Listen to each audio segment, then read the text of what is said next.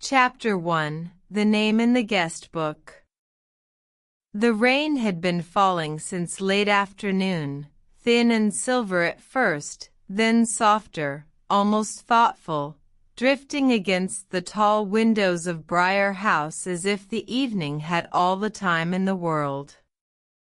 Inside, the old inn carried its own weather. It held the cool scent of wood polish, lavender dust, unopened rooms, and the faint mineral hush of the lake beyond the gardens. Every sound felt softened there. Even the floorboards, with all their age and memory, seemed careful underfoot.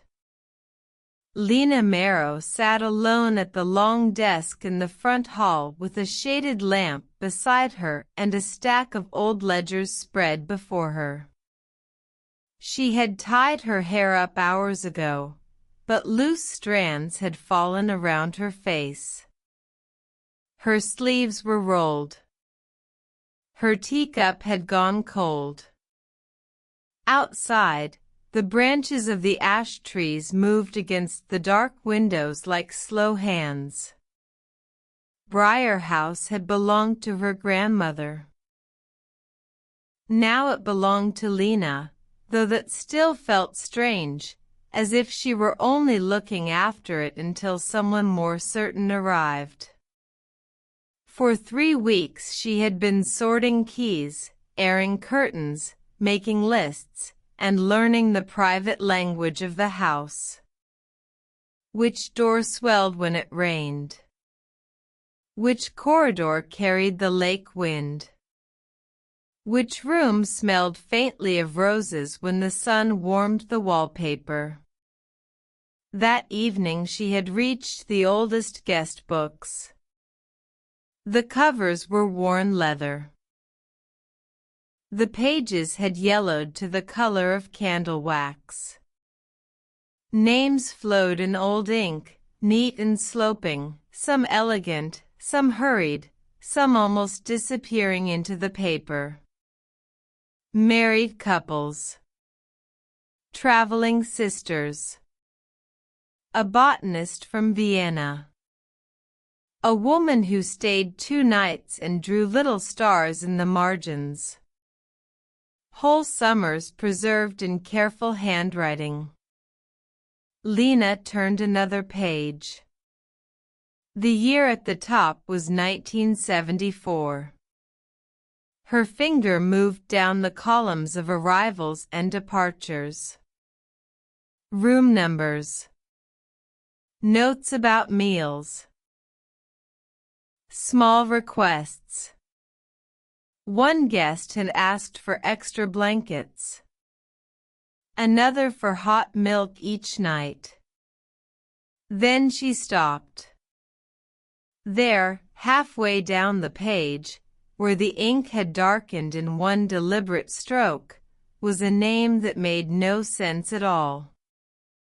Elias Vale.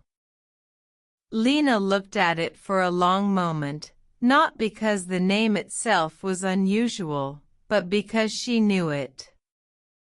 She had heard it only 2 days ago, spoken in the low, thoughtful voice of the man in the village clock shop. Elias Vale. He had introduced himself while repairing the brass carriage clock she had found upstairs in the blue sitting room. He had not said much. Only enough. His name. The cost. That the clock was older than she thought, and that time, when neglected, often became shy. She remembered his hands most clearly. Long, careful fingers stained faintly with oil. The kind of hands that moved as if objects mattered to them. It was not impossible, of course. Names were repeated.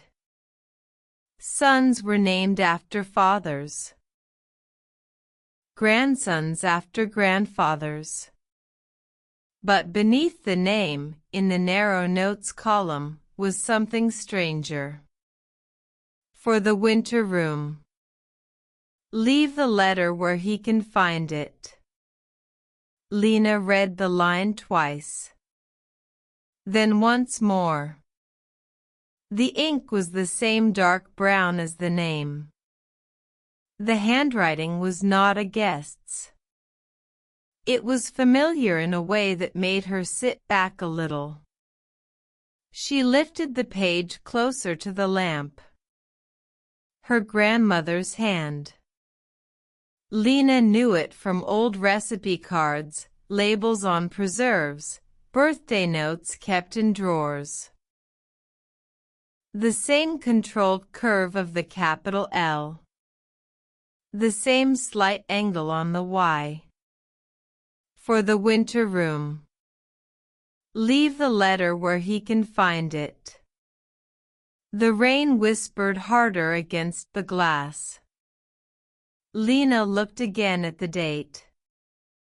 November 14, 1974. Her grandmother had been 26 then. She turned the page, thinking there might be more. Another note. Another name. But the next page held only strangers, a family from Bath and a man traveling with a dog called Orpheus. She turned back. Elias Vale. It was not the note alone that unsettled her. It was the quiet certainty of it, the feeling that she had interrupted something by reading it, though whoever had written it had been gone for decades. She glanced toward the broad staircase, beyond it the dark corridor leading to the winter room. The winter room had been closed since her grandmother's funeral. It was not locked. Just unused. A narrow little room at the back of the first floor with a window overlooking the old glass house and the lake beyond. Lena had stepped into it only once, long enough to draw back the curtains and breathe in the scent of cedar and old linen. The room had felt suspended, as though it expected someone. Slowly, almost without meaning to, she stood. The lamp left a warm pool on the desk behind her. The front hall faded into shadow. Briar House listened. She took the ledger with her. The corridor to the winter room was dim, lit only by wall lamps that gave off a soft amber glow. On one side hung a row of faded watercolors. On the other, tall windows showed only black garden and the pale shimmer of rain. At the door she paused. The brass handle was cold. Inside, the room still held its quiet order. The narrow bed with its embroidered coverlet, the little writing desk under the window, the pale wardrobe, the vase that no longer held flowers. The curtains breathed faintly with the draft. Lena set the ledger on the desk and opened the small top drawer. Nothing but a dried ribbon and a packet of unused envelopes. She opened the second drawer. A box of matches. A hotel pencil. The last drawer stuck. She pulled more firmly until it gave with a tired sigh. At first she saw only papers. Folded menus. An old map of the lake paths. A pressed fern between two sheets of wax paper. Then, beneath them, tucked flat against the wood, an envelope. Her hand stilled. The paper had gone soft with age. No stamp. No seal. Just one name written across the front in a faded black line. Elias. Not Mr. Vale. Not any date. Only Elias. For a moment Lena did not touch it. Rain moved softly at the window. Somewhere in the house a pipe clicked. She told herself it was simple. She had found an old letter for an old guest with a familiar name. The world contained repetitions, coincidences, echoes. Still, when she lifted the envelope, she felt the weight of something more than paper. Inside was a single page. She unfolded it carefully. The handwriting was her grandmother's. If you return before the frost is gone, do not come to the front of the house. Leave a light in the glass house, and I will know. No signature. No date. Only that one line. Lena read it again. Then she turned the page over, thinking perhaps there would be more, but there was nothing.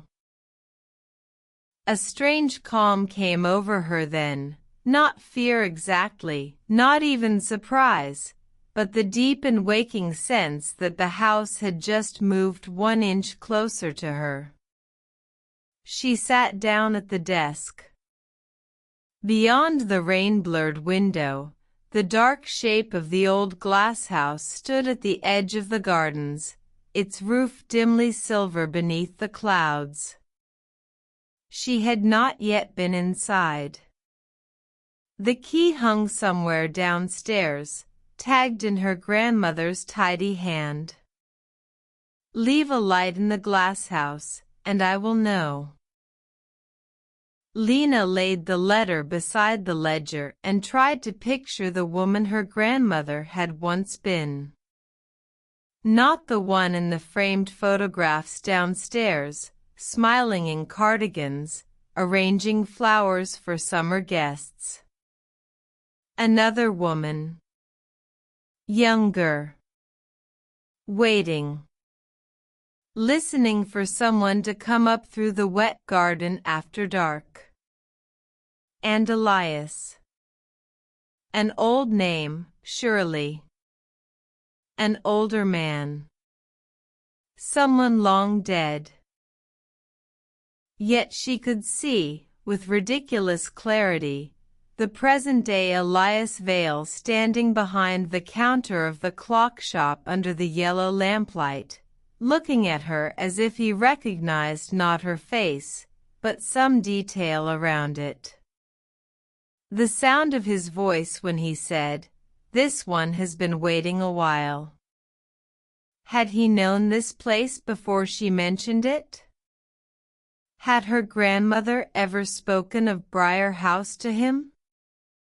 To his family? Lena tried to remember their conversation exactly, but it already felt slippery. He had asked which house she had inherited. She had said, the old inn by the lake. There had been the smallest pause before he said, Briar House. She had thought nothing of it then. Now she did. She remained in the winter room until the rain began to ease.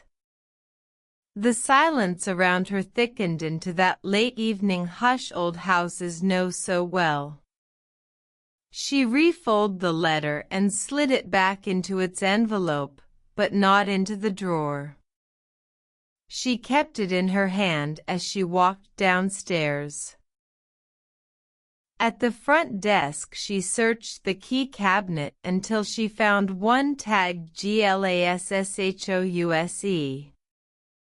It was longer than she expected, iron, and slightly rusted at the teeth. Without allowing herself time to reconsider, Lena put on her coat, wrapped a scarf around her neck, and stepped out into the wet dark. The garden path gleamed under the porch light. Rain clung to the roses and the clipped box hedges. The lake beyond the trees was only a breath of silver black. Briar House stood behind her, its lit windows few and gentle, like a ship at anchor. The glass house stood at the far edge of the grounds, half hidden by climbing ivy. Its panes were misted and clouded with age. Ferns had grown wild around the stone base. When Lena reached it, she wiped the rain from the lock and fitted in the key. It turned at once. Inside, the air was colder than she expected, carrying the green, sleeping smell of damp soil and forgotten pots. Long benches lined the sides. Vines had crept up the framework. Moonflowers, dead for the season, hung in pale dry folds. And in the center, on the small iron table beneath the highest pane, stood a lantern. Not old. Not rusted. Not covered in dust like everything else. Clean. Polished recently. Lena stood very still. Then she took one step closer, and another. Beside the lantern lay a folded card. Her own name was written on it. Lena. Chapter 2. The Lantern in the Glass House. For several seconds she did nothing. Rain tapped softly overhead on the tilted panes. Somewhere near the back wall, water dripped at slow intervals into a cracked clay saucer. The lantern on the iron table reflected a faint, uncertain glimmer from the glass roof. And there, beside it, was the card with her name. Lena. No surname.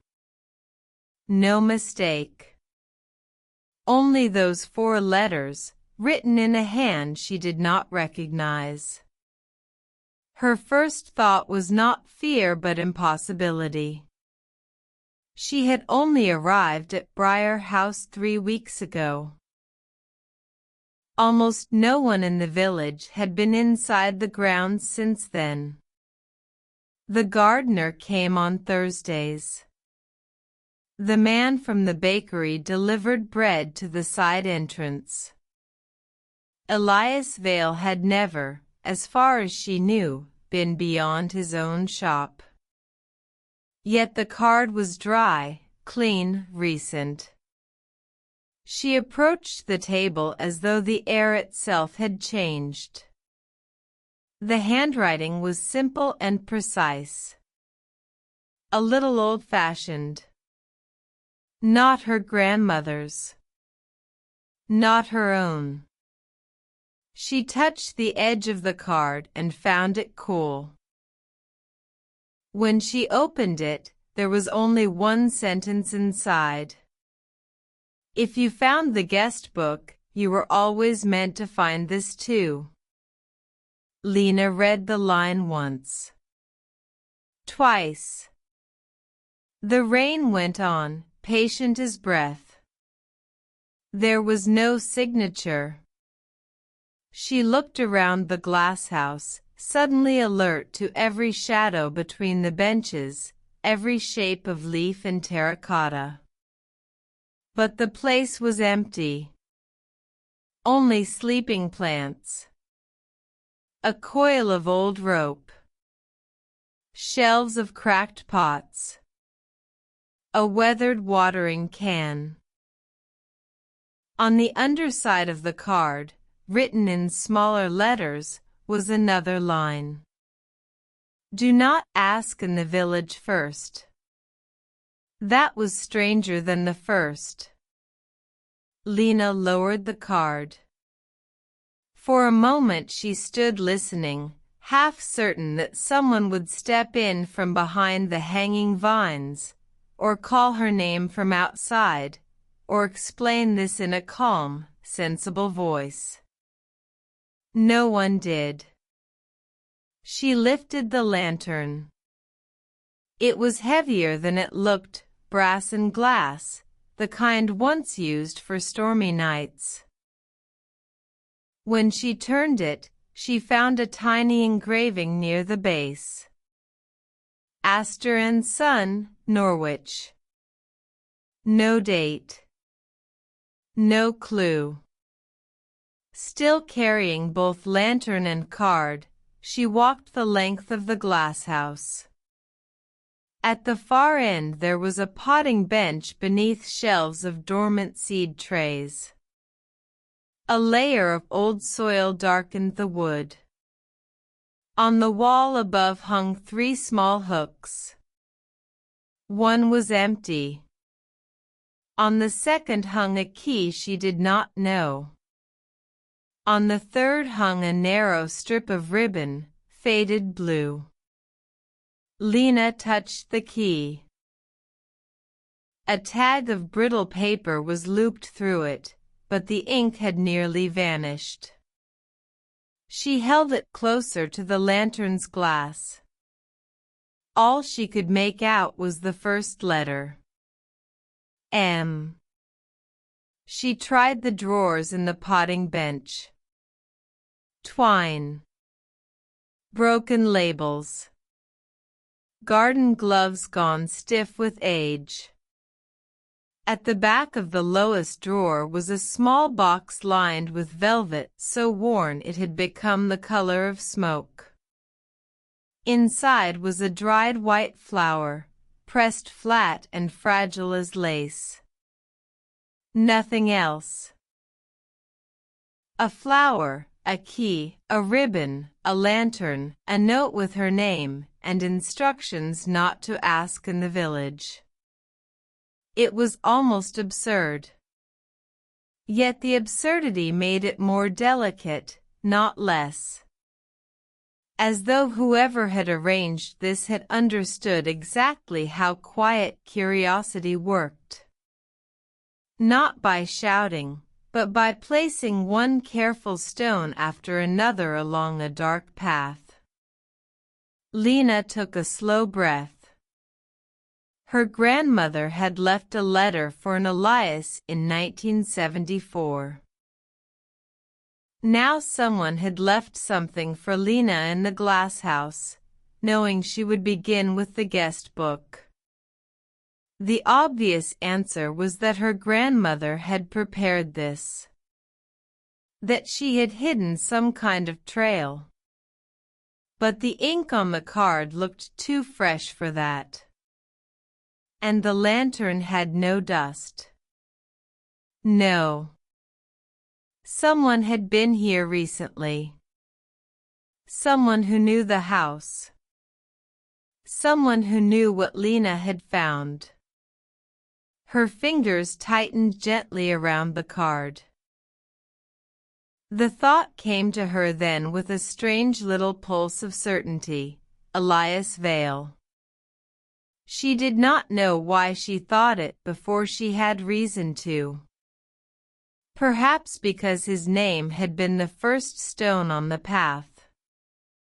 Perhaps because his quiet face had already attached itself to the mystery before she could stop it. Or perhaps because the line on the card, "Do not ask in the village first," sounded like advice from someone who expected to be misunderstood. She set the box back in the drawer and took the unknown key from the hook. Then she left the glasshouse, locking it carefully behind her.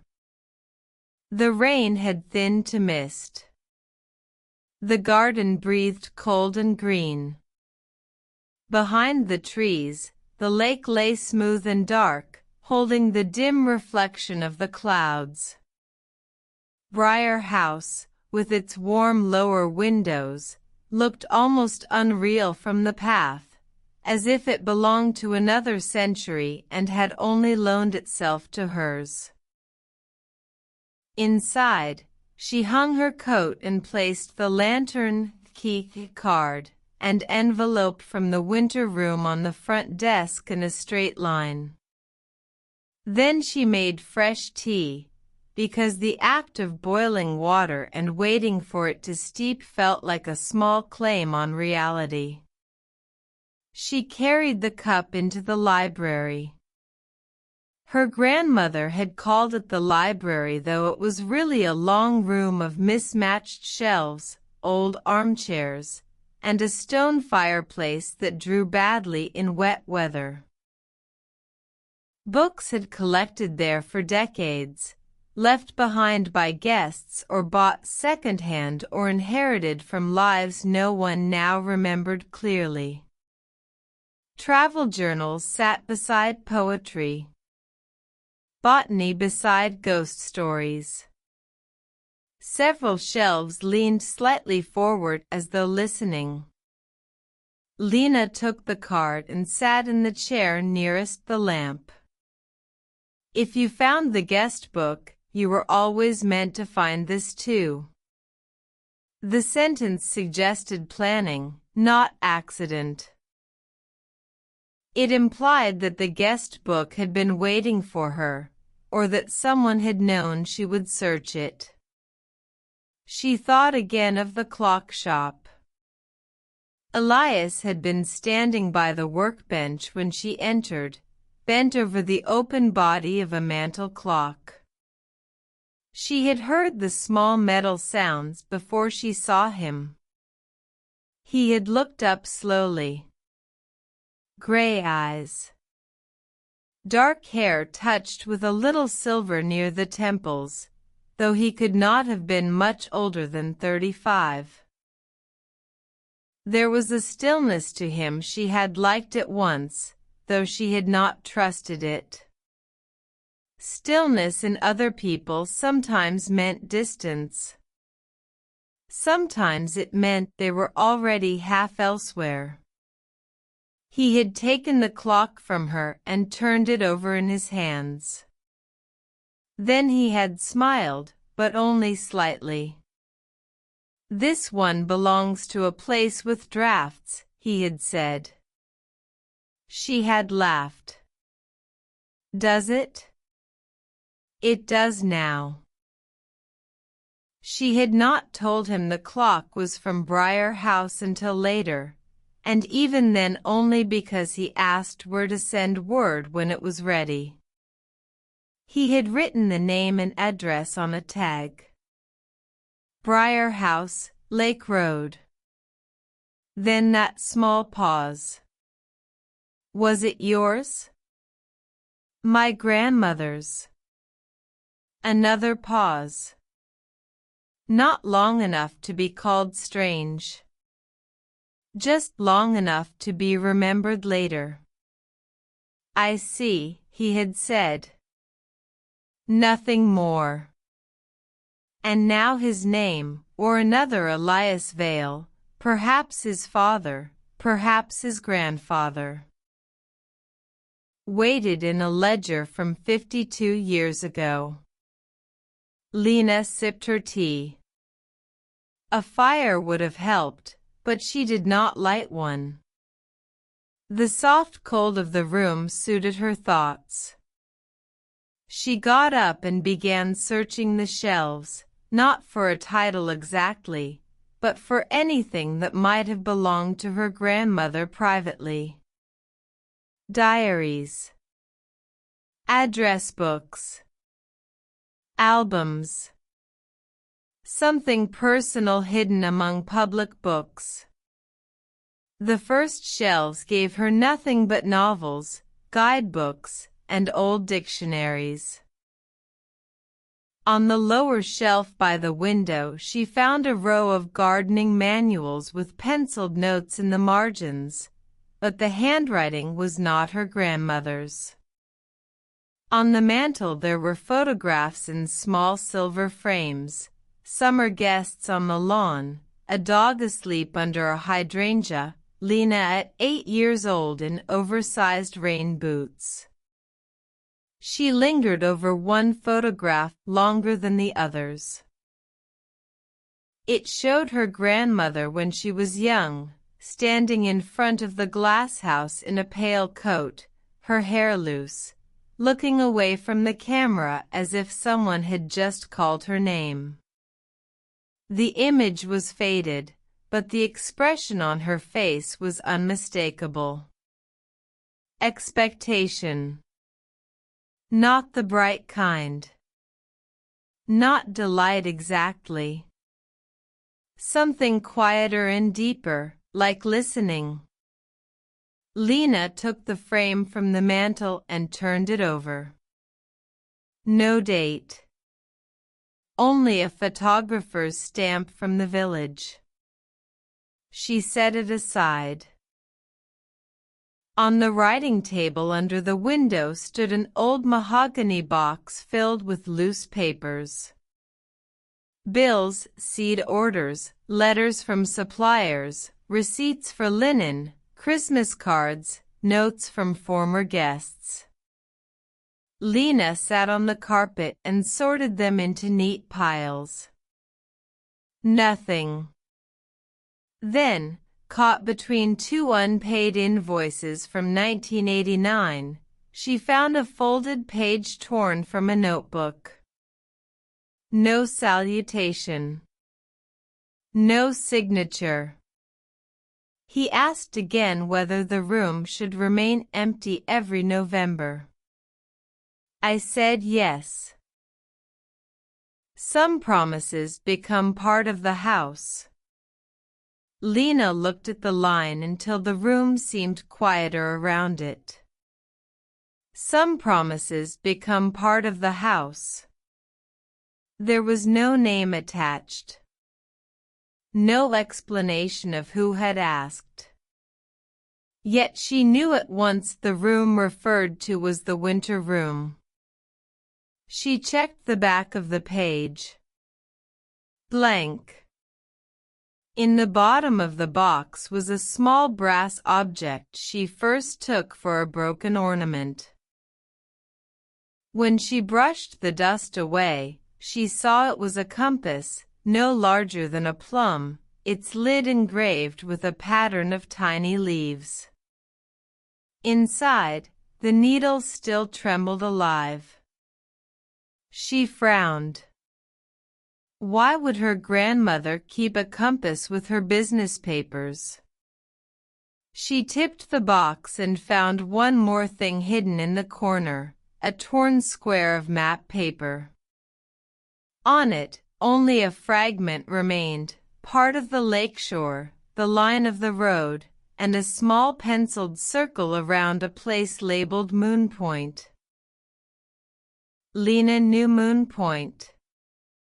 A narrow piece of land on the far side of the lake, reachable by path through the birch woods. Her parents had taken her there once as a child for a picnic, though she remembered almost nothing of the day except a stone bench and the shine of dragonflies over the reeds. On the torn edge of the map, one word had been written, then scratched out so hard it nearly broke the paper. Thursday. She leaned back against the chair, the fragment in one hand, the compass in the other.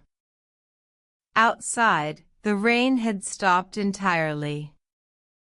The house settled deeper into itself, warm at the center, old at the edges. A guest book. A letter in the winter room. A card in the glass house. A key marked only M. A note about November. A map circle at Moon Point. This was no longer one mystery. It was a series of doors. And each one, gently, seemed to open toward the same person. Elias. She placed everything on the writing table and looked at the clock on the mantel. Not yet 9. The village clock shop would be closed. She could not simply go there now, nor would she have, even if it were open. The note in the glass house had been clear. Do not ask in the village first. It might have annoyed her if it had felt controlling. Instead, it felt protective. As if the wrong question, asked too soon, might flatten something fragile. Lena rose, carried the lantern upstairs, and set it on the desk in the winter room. It belonged there somehow, or seemed to. Then she used the unknown key on the wardrobe, the desk, the little bedside cabinet, the trunk beneath the window. It fit none of them. She tried the lock on the door to the back stairs. Nothing. By the time the house was ready for sleep, one lamp left burning in the hall and another on the landing, Lena had still no answer. Only more objects, more threads, more hush. She took the photograph of her grandmother by the glass house into her own room and propped it beside the bed. Under the lamp, the young woman in the picture seemed almost alive. The turn of her face. The lifted stillness in her eyes. A woman waiting for someone she believed would come. Lena lay awake longer than she meant to, listening to the lake wind move across the eaves. Twice she thought she heard footsteps in the garden. Once she nearly rose and went to the window, but sleep was already drawing her down. Just before she drifted under, one last thought came, clear and quiet. If the name in the guest book belonged to Elias Vale's grandfather, why had the present-day Elias never told her? Chapter 3: The Clockmaker's Window. Morning arrived silver and soft. The rain had washed the world clean. Sunlight spread thinly across the lake, turning every wet leaf in the gardens bright for a moment before the clouds moved again. Briar House smelled of damp roses, toast, and old wallpaper warming slowly. Lena was awake before 7. She dressed in a cream sweater and dark skirt, pinned up her hair again, and made coffee she did not really want. The photograph, card, compass, and fragment of map lay on the kitchen table where she had arranged them after waking, as if looking at them in daylight might make them simpler. They did not. She carried her cup from room to room, opening curtains, checking windows, letting the day come in. The inn felt different now that it contained a secret she could name, even if she could not explain it. Each corridor seemed more deliberate. Each closed door appeared to be keeping not silence but sequence. In the breakfast room, she found herself glancing toward the path to the glass house. No one was there. By 8:30 she had decided on 2 things. First, she would go to Moon Point before afternoon.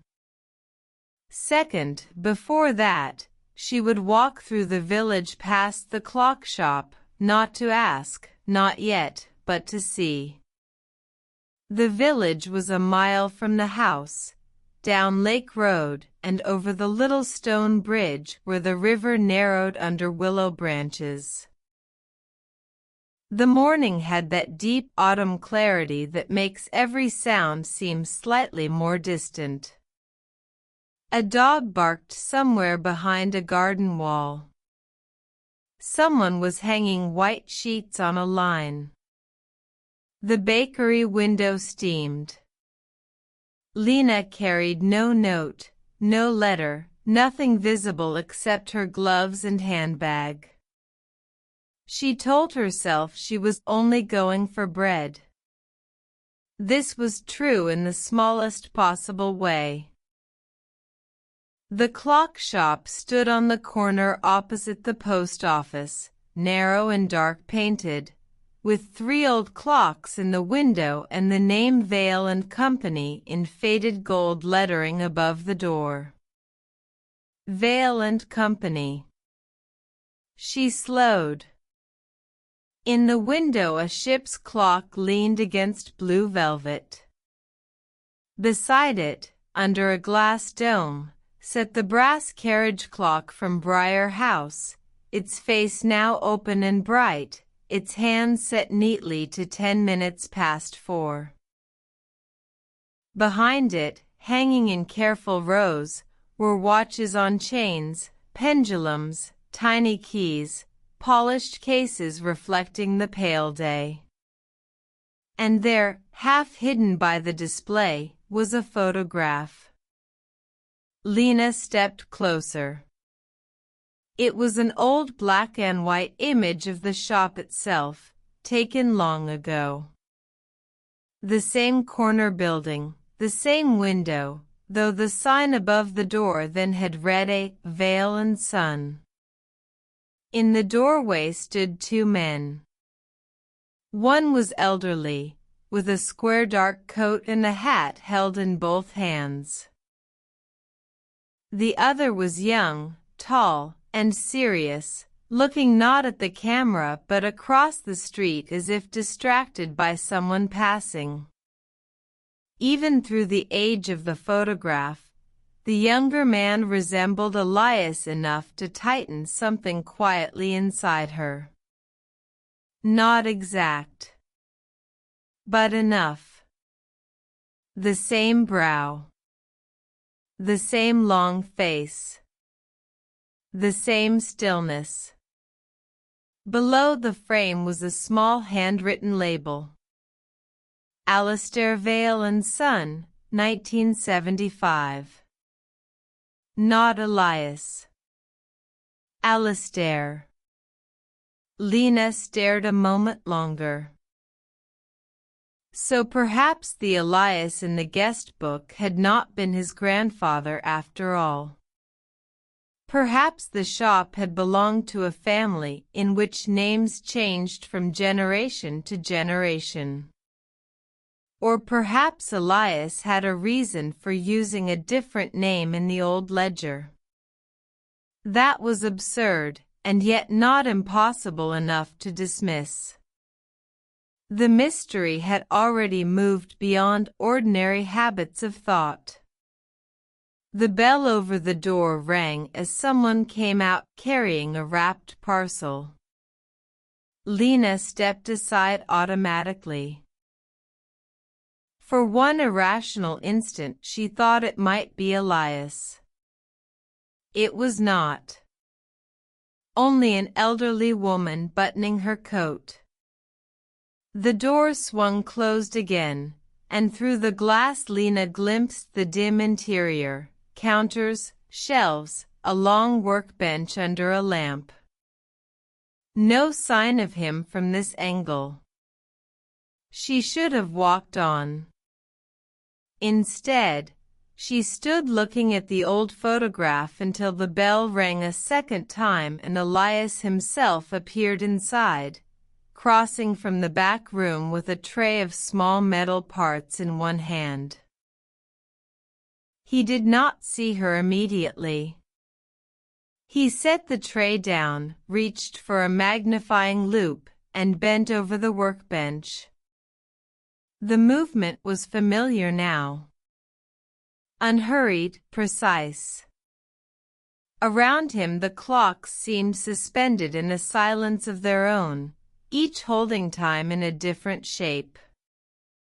Then, perhaps because some part of him sensed being watched, he looked up. Their eyes met through the glass.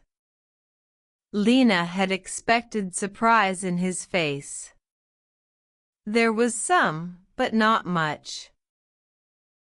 What crossed it first was recognition, and something so close to resignation that she felt it almost like an answer. He came to the door and opened it. The bell gave a quiet silver note. "Good morning," he said. His voice was, as she remembered, low, warm at the edges, careful not to disturb the air around it. "Good morning." For a second neither moved. The village carried on behind them, ordinary and bright. Someone wheeled crates past the grocer's. The bakery door swung open and shut. A bus sighed at the stop further down the square. "You were looking at the photograph," Elias said. "I was." He glanced at it and then back at her. "It's my grandfather and great-grandfather. Alistair Vale." "Yes." "And his son." A pause. "My grandfather was called Daniel," Elias said. "The label is wrong.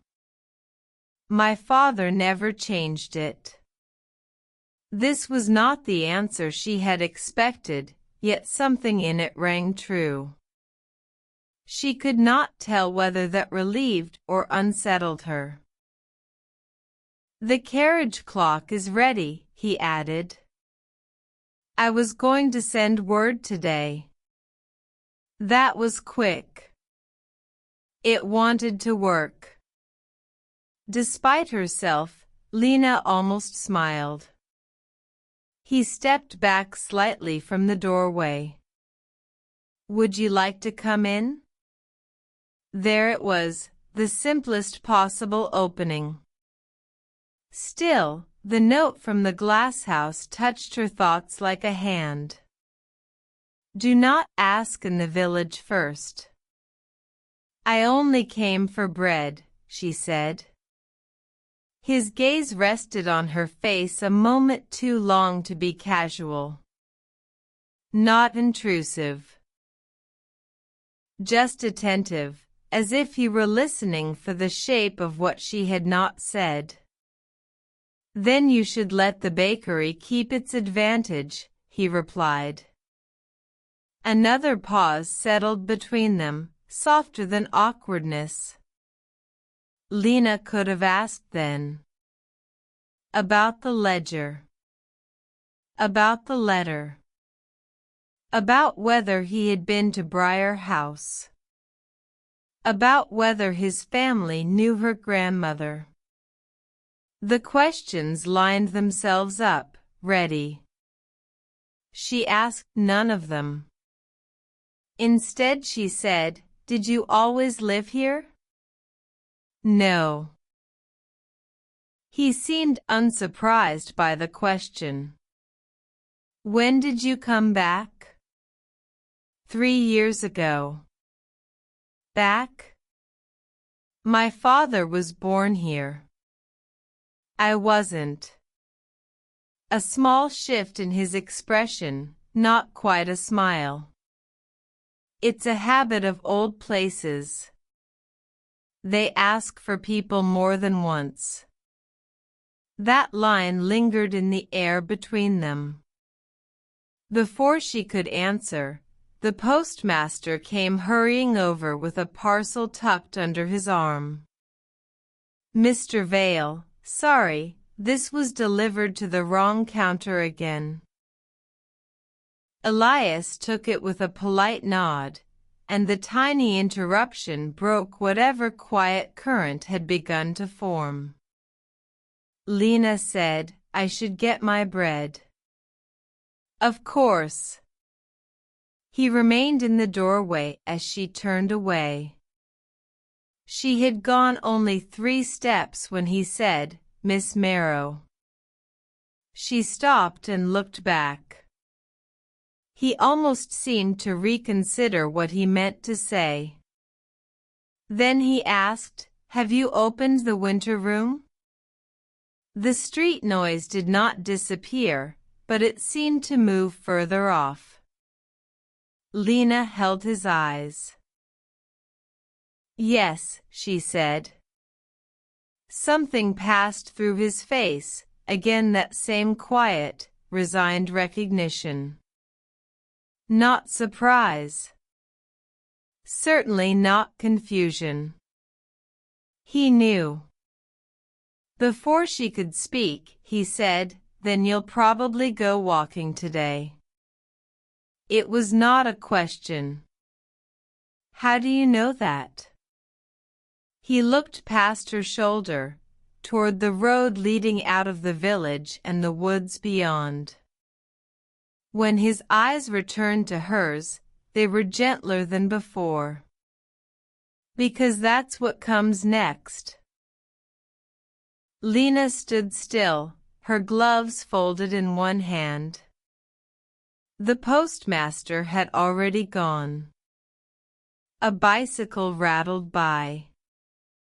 Somewhere above them, one of the clocks inside the shop struck the quarter hour, light and precise. "You could have told me," she said quietly. "Yes." "Why didn't you?" His answer came without defense. "Because I wasn't certain you would want the story from me." That was, in some quiet and infuriating way, an honest answer. She searched his face for some sign that this was a game, but there was none. Only care. And behind the care, something older than their acquaintance. Something inherited, perhaps. Or promised. "Should I not ask in the village?" she asked. A shadow of surprise touched him then. "Not much." "Enough." "No," he said after a moment. "You shouldn't." The fact that he understood the question at once made her pulse lift. "So there is a reason." "There is." "Are you going to tell me?" He looked at the parcel still in his hand, then set it down on the counter inside the door. "Not first," he said. The answer should have irritated her. Instead, it deepened the strange calm she had felt since the night before. The path, again. Another stone placed carefully. "Moon Point," she said. He did not move. "Yes. You knew I would find that." "I hoped you would." There was more in that sentence than its surface allowed. Lena had the sharp, odd awareness that if she stayed where she was, asking nothing further, he might tell her something anyway. But the village square suddenly felt too exposed for whatever this was. Too bright. Too ordinary. She said, "I'll come back for the clock later. I'll be here." As she turned toward the bakery, she felt rather than saw his gaze follow her for a few seconds. It was not possessive. It was not even intimate, not yet. It felt like recognition moving carefully toward trust. When she left the village 20 minutes later with a loaf wrapped in paper beneath her arm, she did not take the road directly home. She took the woodland path to Moon Point. The birch trees had already begun to pale for winter. Their leaves lay bright as coins along the path, and the air carried the clean scent of wet bark and moss. Lena walked without hurrying. Beneath the hush of the woods, her thoughts loosened and arranged themselves in a new order. Elias knew about the winter room. He knew about Moon Point. He knew not to let the village speak first. And he had not looked surprised to find her at his door. This meant the mystery had been waiting not only in the house, but also in him. Not because he had created it, perhaps, but because he stood somewhere along its line. The path curved down toward the lake. Once, through the trees, she saw the water flash silver between branches. Then the land opened into a small clearing. Moon Point. A narrow tongue of grass and stone reaching into the lake. Reeds gathered along the edges. A low stone bench, just as she vaguely remembered, sat under a bent alder tree. The sky above the water was pale and wide. For a moment it seemed entirely empty. Then she noticed the bench. Something had been placed there. A small wooden box, weathered but dry, tied with the same faded blue ribbon she had seen hanging in the glasshouse. Lena stopped 3 paces away. Not fear. Not shock. Only that quiet inward motion again, like a door turning on a well-made hinge.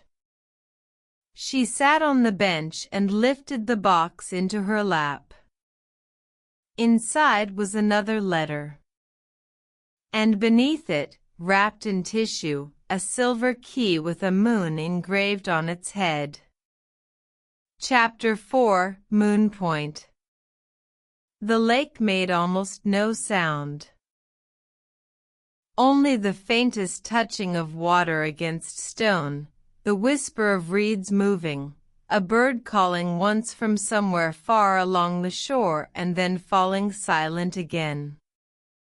The world at Moon Point felt held away from haste, and because of that, every small detail seemed to carry more meaning than it should. Lena sat with the wooden box in her lap and the silver key resting in her palm. The key was colder than the air. Its shape was delicate, almost elegant, unlike the iron keys of Briar House. The moon engraved on the head was not a full circle but a crescent, fine and careful, as though made for a private drawer, a music box, a small locked compartment meant for one pair of hands only. She set the key beside her on the bench and opened the letter. The paper was thicker than the note from the winter room. Cream-colored. Folded twice. No envelope. The handwriting was not her grandmother's. For a moment Lena thought it might be Elias's, but she had never seen him write beyond the narrow tag he had tied to the clock in his shop. This hand was older in style, measured and elegant, each letter formed with a kind of quiet dignity. If this reaches you, then the house has chosen its hour. Please forgive the strange path by which you have been led. I was asked, many years ago, never to place the whole story in one hand at once. Some truths are too tender when they are first opened. They tear easily when hurried. You will already know the name Vale.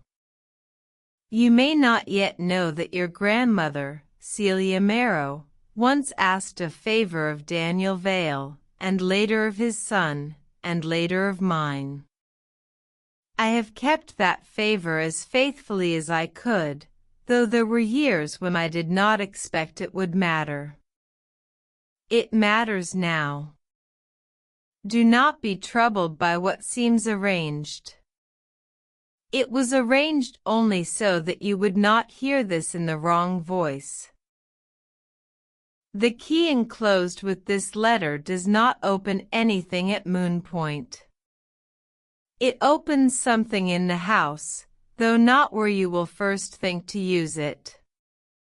When you find it, you will understand why the room remained empty each November. If Elias has not yet spoken, it is because he was asked not to place himself ahead of memory. Be gentle with him.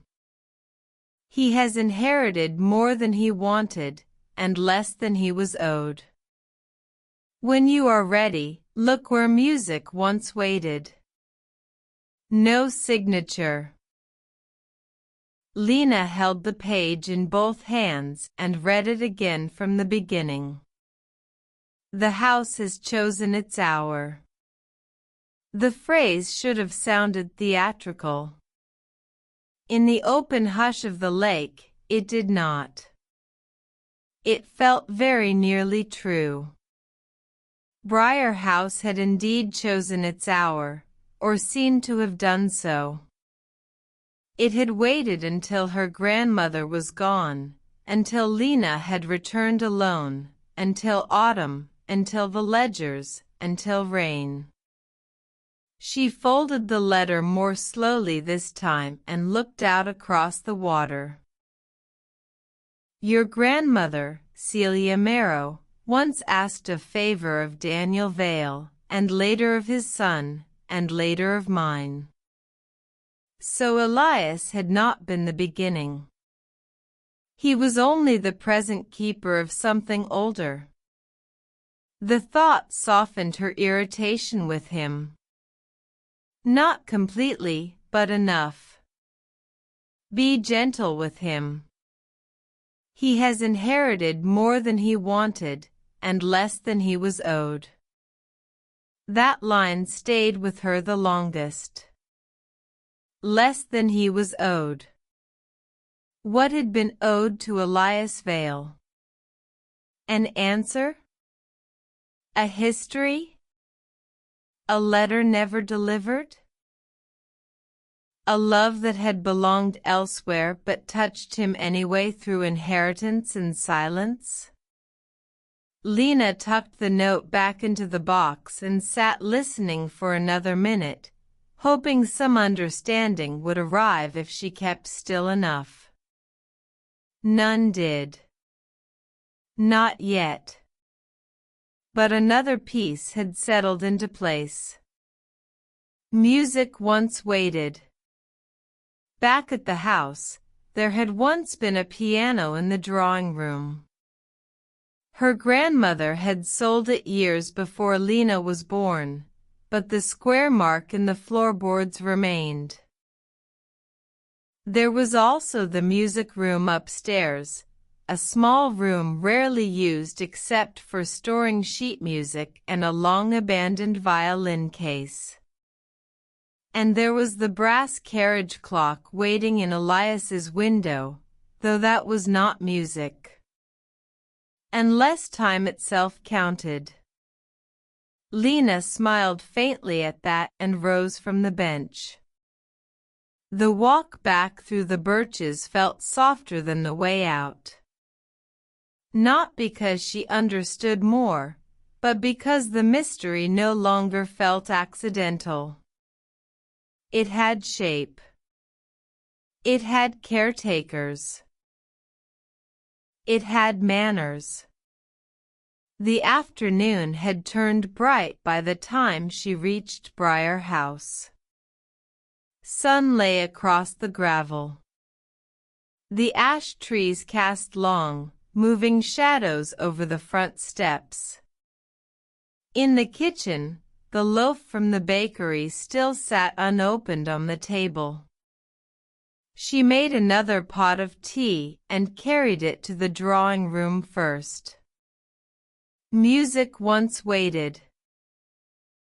The drawing room faced the lake and held, along with too many upholstered chairs, a marble fireplace, bookcases, a faded rug, 2 tall lamps, and the pale square on the floorboards where the piano had once stood.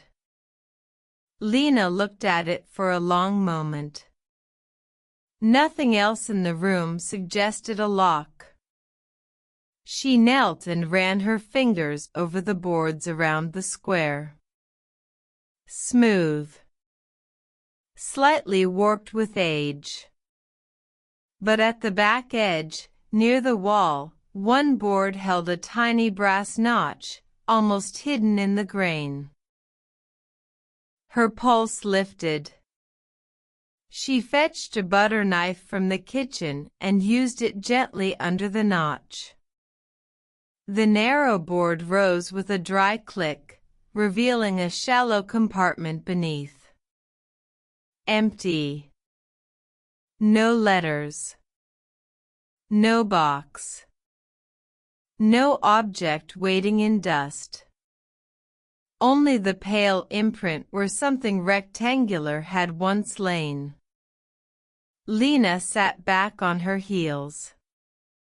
It had been here. Something had been hidden here, once. And then moved. She replaced the board carefully and stood. Where music once waited. Not where music had stood. Not where it had been played. Waited. The distinction mattered.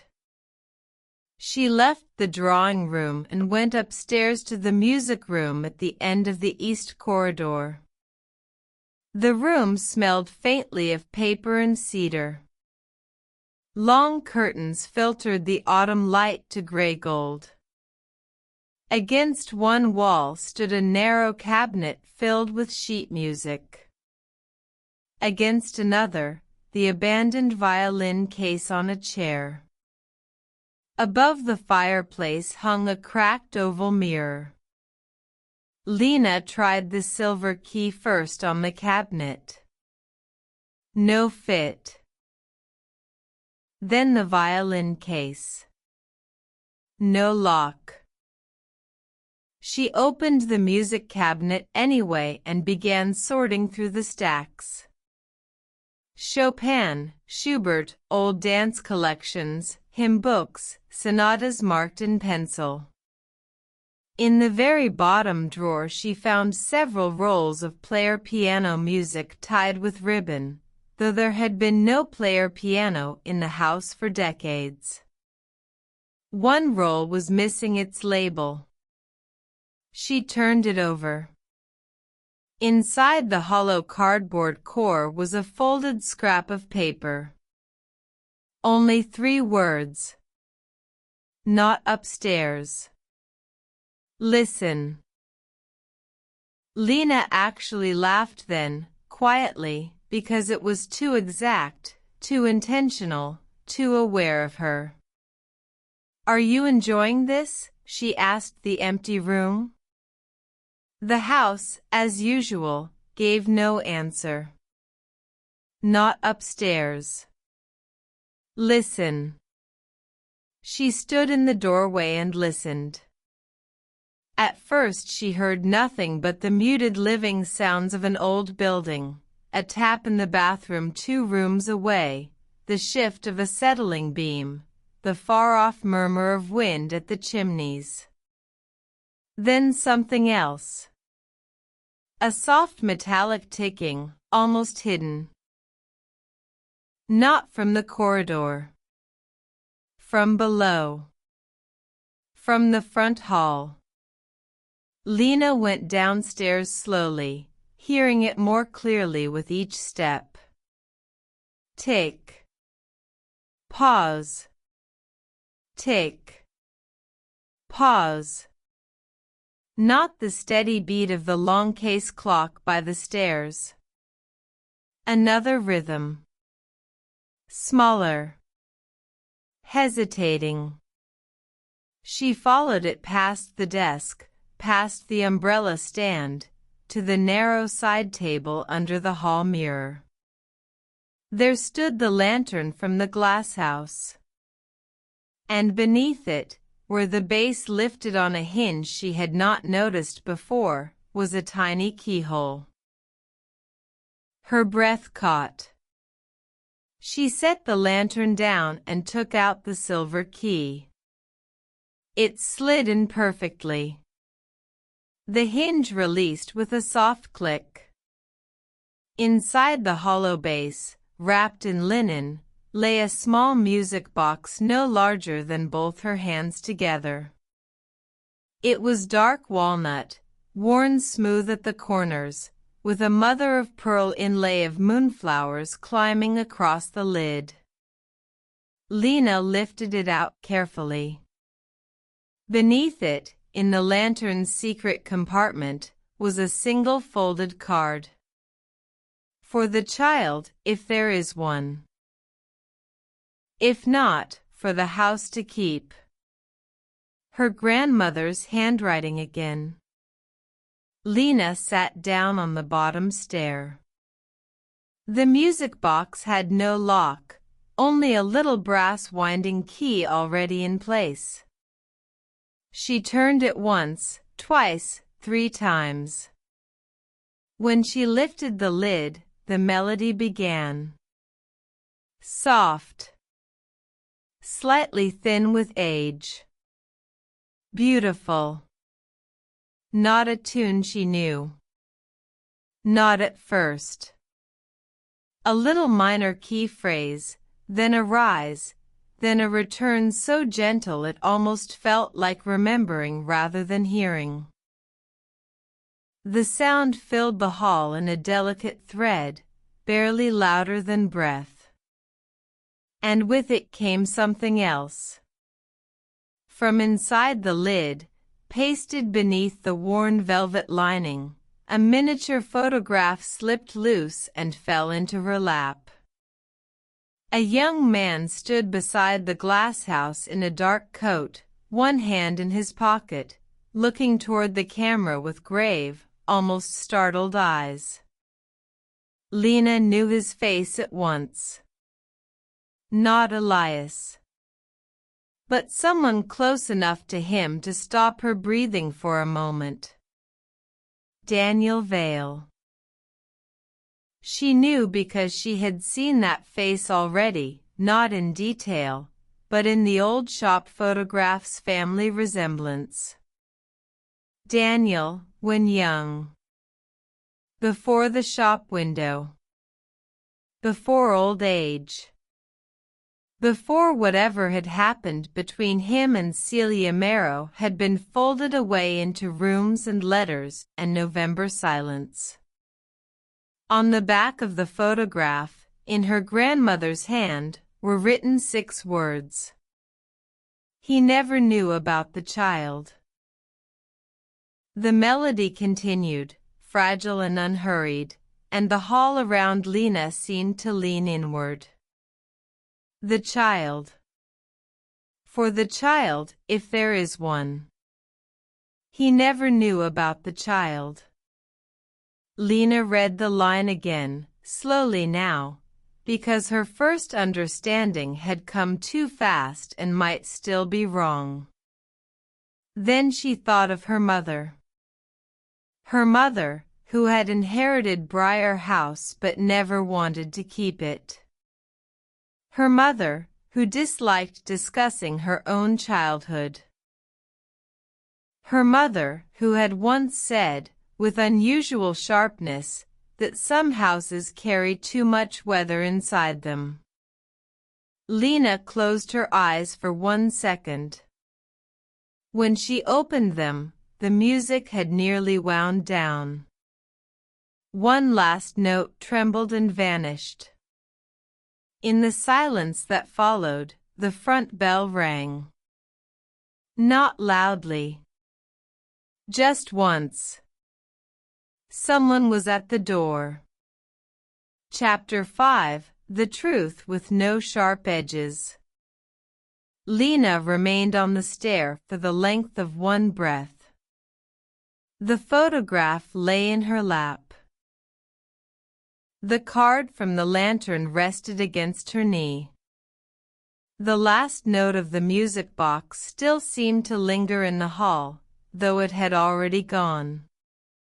The bell did not ring again. Whoever stood outside was waiting quietly.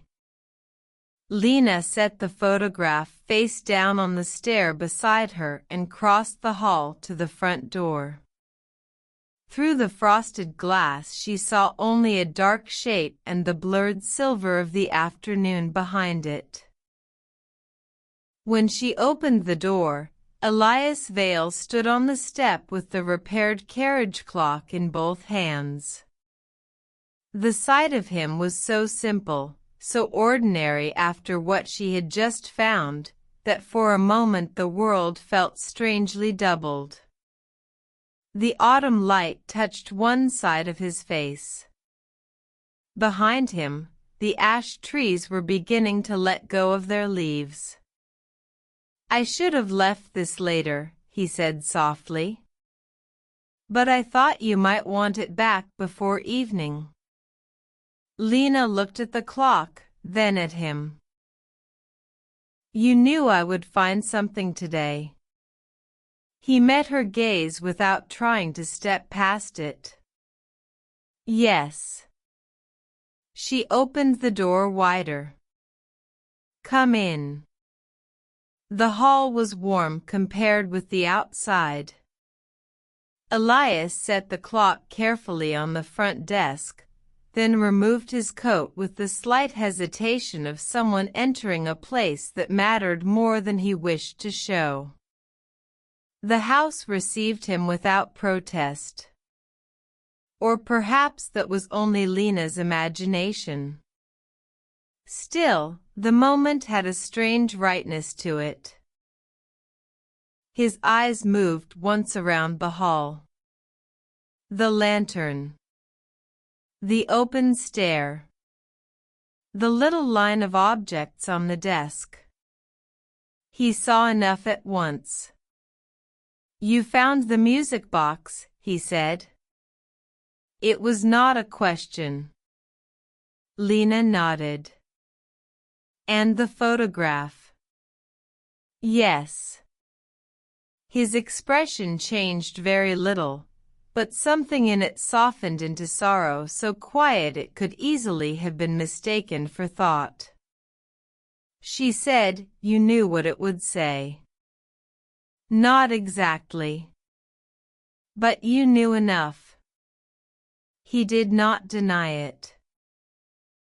Lena led him into the library, because the front hall suddenly felt too exposed for the words gathering there.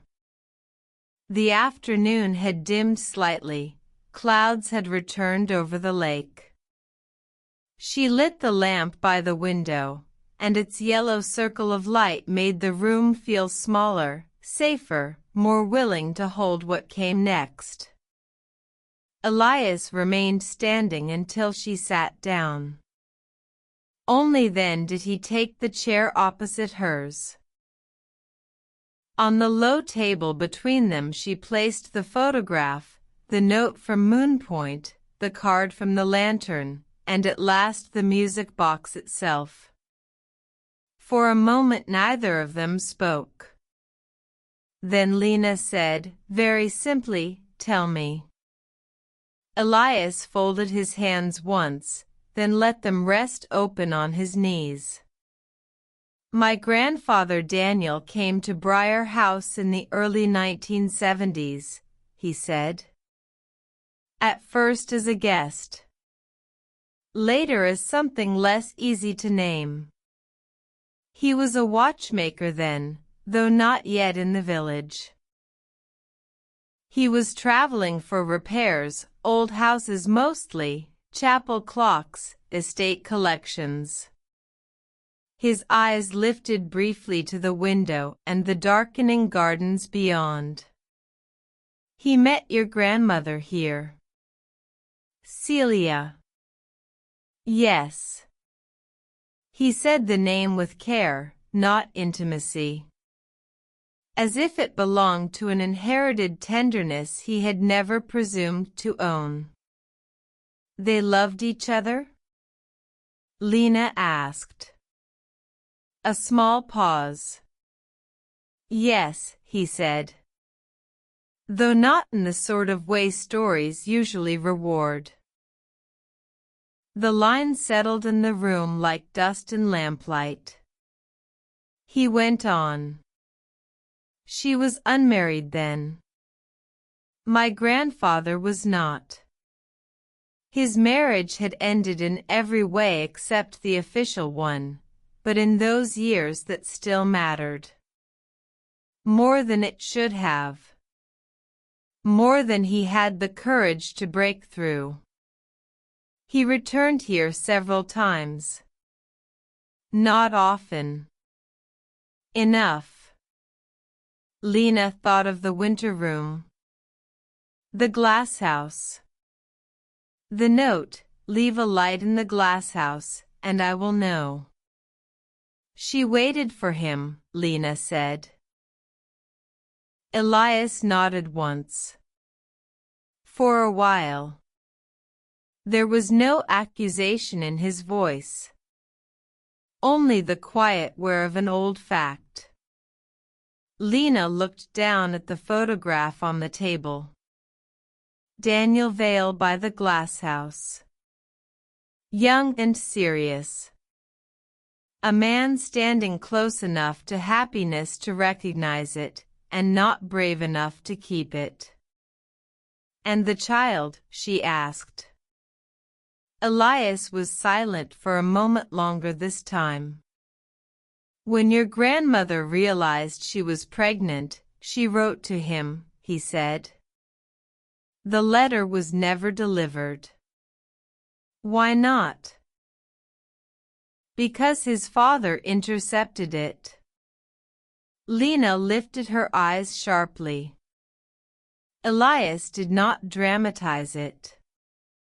He told it as one tells something worn by time and repetition, a truth inherited not as gossip but as burden. My great-grandfather knew of the attachment. He believed it would destroy what remained of the family name, the business, the marriage. He took the letter before Daniel saw it. Later, when Daniel asked why Celia had gone silent, he was told she had chosen the house, chosen stability, chosen not to continue. A stillness spread through Lena so complete it almost felt like cold. He believed that? For years. The library lamp hummed softly. The house seemed to listen from every shelf. And my grandmother? Lena asked. She believed he had received the letter and chosen silence. The sadness of it was so quiet that it became almost unbearable. Not betrayal in the loud, breaking way. Not a slammed door, not an argument. Just a letter lifted out of the world by one careful, frightened hand, and two lives bent around its absence. Lena thought of all the empty Novembers. The kept room. The promises that became part of the house. My mother, she said at last. Elias inclined his head. Your mother was Daniel Vale's daughter, he said gently. Which means... He did not finish. Lena did not need him to. Which means you and I are not strangers in the way we thought. She leaned back in the chair, not shocked now, but entering a new chamber of understanding whose walls had already existed around her for some time without her seeing them. My grandmother never told my mother? She told her something, Elias said. Not everything. Your mother knew there had been someone before your grandfather. She knew the story had pain in it. I don't know whether she knew the name. I suspect she learned more later, after Celia fell ill. Lena closed her fingers around the arm of the chair. The room had gone very quiet.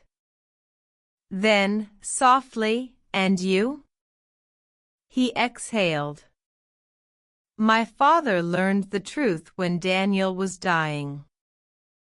Not all of it. Enough to understand there had been a child.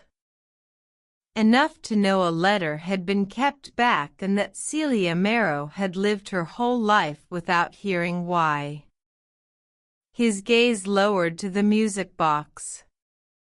He was asked to leave the matter alone. He did not. After Daniel died, he wrote to your grandmother once. She never answered. Did she receive it? I think so. Why didn't she answer? Elias looked at her then, and his gray eyes held something like sympathy for a grief much older than either of them. Maybe because by then she had built a life around surviving the silence. Maybe because answers come too late in strange ways. Maybe because she could not bear to reopen it for herself, or for your mother. I only know that years later, when my father was ill, he received a parcel from Briar House. The music box, Lena said. Yes. And a note asking that if there were ever a daughter or granddaughter who returned to the house and stayed long enough to listen, we should help her find the truth in the order Celia wanted. Lena looked at the music box again, then at Elias. So this was my grandmother's plan. Partly. The rest was improvised by people trying not to fail her. The sentence carried a tired affection that made her understand something else. This had not been easy for him. Not noble in the romantic way stories sometimes make secrecy. Simply difficult. Years of holding something half understood because someone before him had asked it. She wrote that you shouldn't place yourself ahead of memory, Lena said. A flicker of surprise crossed his face. You found that line in the letter at Moon Point. He gave a small nod. That sounds like Miriam. Miriam? My aunt. My father's sister. For the first time, a hint of warmth entered his expression. The key with the ribbon. The letter at the point. That would be hers. She was the last person besides my father who knew the arrangement. She died 2 winters ago. So the letter was left before that. Yes. Lena rested her hand lightly on the music box lid. Aunt Miriam. Another keeper. Another quiet hand extending the path across time. Why didn't you tell me when I came into the shop? She asked. Elias answered at once, as if he had already been answering that question privately for days. Because you had just inherited the house. Because grief makes every new truth feel larger than it is. Because I did not know whether you would want anything from us, our name, our apology, our explanation. Because it was not my place to appear in your life and say, very calmly, that the story of your family is not exactly the one you were given. His voice stayed gentle throughout, but the honesty in it landed deeply. And because, he added after a moment, I had not expected to like you. Lena looked up. The light from the lamp drew a pale line along his cheekbone. His hands were still open, resting on his knees. Nothing dramatic in his face. No performance. Only truth spoken without ornament. Would that have made it harder? She asked. Yes. The answer was simple enough to quiet the room again. Outside, the first leaves had begun to tap softly against the window. Lena had the strange sense that this was the part of a story where everything should change shape at once. But nothing in the room became louder. No revelation cracked the air. No grand emotion arrived to carry them forward. Instead, the truth entered exactly as the mystery had begun, by opening one small space after another. My grandmother loved him all her life, she said. Elias's gaze dropped to the photograph. I think so. And he loved her. Yes. He never knew. No. Lena pressed her lips together, not to keep back tears exactly, but to steady something gentler than grief. It was sorrow, yes, but also a kind of belated tenderness for two people who had lived beside the same absence and mistaken it for rejection. What happened after? She asked. Celia married later. Daniel remained where he was. My father said he was not an unhappy man, exactly. Only a man with one room in his life that was never lit again. He looked up. He came back here once, years later. Lena's breath caught. When? November 1974. After he finally learned there had been a letter and that he had not received it. He came to Briar House. Celia met him in the glass house. The line from the winter room envelope returned to her at once. Leave a light in the glass house, and I will know.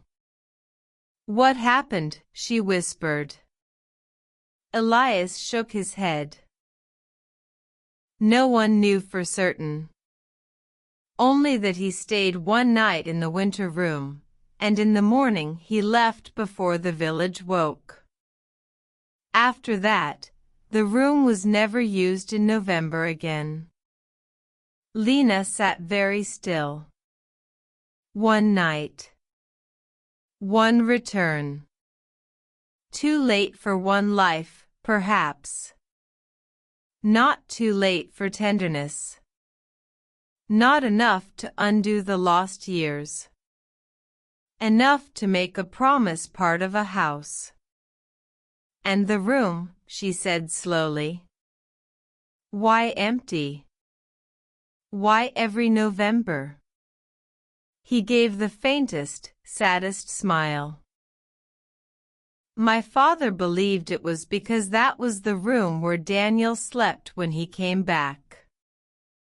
My aunt believed it was because Celia wanted there always to be one place in the house that remembered without asking anything more. Lena let out a long breath. The library felt softer now, though the sorrow in it remained. It was sorrow with no sharp edges. The kind that did not wound by force, but by endurance. After a moment she asked, "What is the iron key for?" "The one from the glass house." Elias blinked once, surprised. "You found 2 keys?" "Yes. The silver one from Moon Point. And another in the glass house, marked only with an M." This time he seemed genuinely caught off guard. "I don't know about an iron key," he said. "My father never mentioned one." Lena stared at him. For the first time that day, mystery returned not as ache but as movement. "There's more," she said. His gaze sharpened, though his voice remained calm. "Apparently." She rose and went to fetch it from the front hall. When she returned, Elias took the iron key carefully from her palm and turned it in the lamplight. His fingers paused over the faded tag. He said quietly. "What does it mean?" He was silent so long she thought he might not answer. Then he looked up. "I'm not sure," he said. "But my grandfather used to speak, when he was very old and half dreaming, of a place called the Marsh House." "The cottage by the reeds?" Lena asked at once. He nodded slowly. Beyond the far edge of the lake, where the water narrowed into marshland, there stood an abandoned cottage half swallowed by willow and reed beds. Lena had seen it only from a distance. No one used it now. Children in the village invented stories about it in summer. "My grandmother owned it too," she said. "I know." "Of course you do." Something warm, almost amused, passed between them then, brief and unexpected, the first small easing in the long fabric of the afternoon. Elias looked again at the key. "My father once said there were letters missing from the story," he said. "Not the one that was intercepted. Others. Things Daniel wrote after that final visit. Things Celia may never have read." Lena sat down again slowly. "In the Marsh House?" "Maybe." Outside, the light had begun to fade toward evening. The library lamp glowed. The music box lay closed between them. The old house held the truth it had kept for decades, and yet another door had just opened beyond it, leading outward through the reeds toward something still unread. Lena looked at Elias, at the quiet steadiness of him, and understood that the mystery had changed shape once more. The first part had been about the past. The next part would be about what remained of it. And when she spoke, her voice was softer than before. "You're coming with me," she said. He looked at her for a moment, as if careful not to accept more than was offered. Then he nodded. "Yes," he said. "If you want me to." Lena glanced toward the darkening window, toward the lake beyond the trees, and somewhere beyond that, the abandoned cottage in the reeds. The house behind them was no longer silent in the same way. It had given up its first truth. But somewhere still waiting, perhaps in a locked desk or beneath a floorboard or behind another patient door, there were letters no one had read. And if those letters existed, then Daniel Vale's voice had not vanished after all. It was only still on its way. Chapter 6: The House in the Reeds. By the time evening fully settled over Briar House, the decision had already become part of the night. Not loudly. Not with urgency. It was simply there between them now, as natural as the lighting of lamps, as certain as the dark arriving over the lake. Lena insisted Elias stay for supper, and he accepted after only the smallest pause, as though refusing would have felt more conspicuous than agreeing. They ate in the kitchen because neither of them wanted the formality of the dining room. The meal was simple: bread from the bakery, butter, soup warmed slowly on the stove, sliced pears, tea.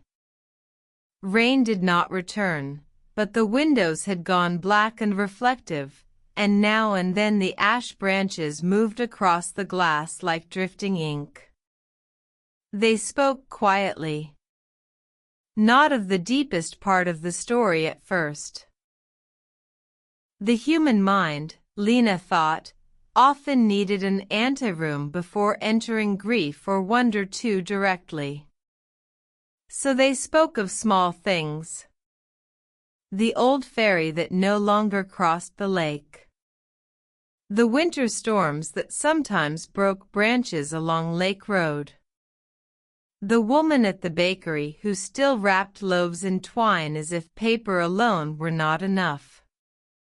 The clock he had repaired for her, and how he had found, inside its casing, a tiny pressed violet someone had hidden there decades before.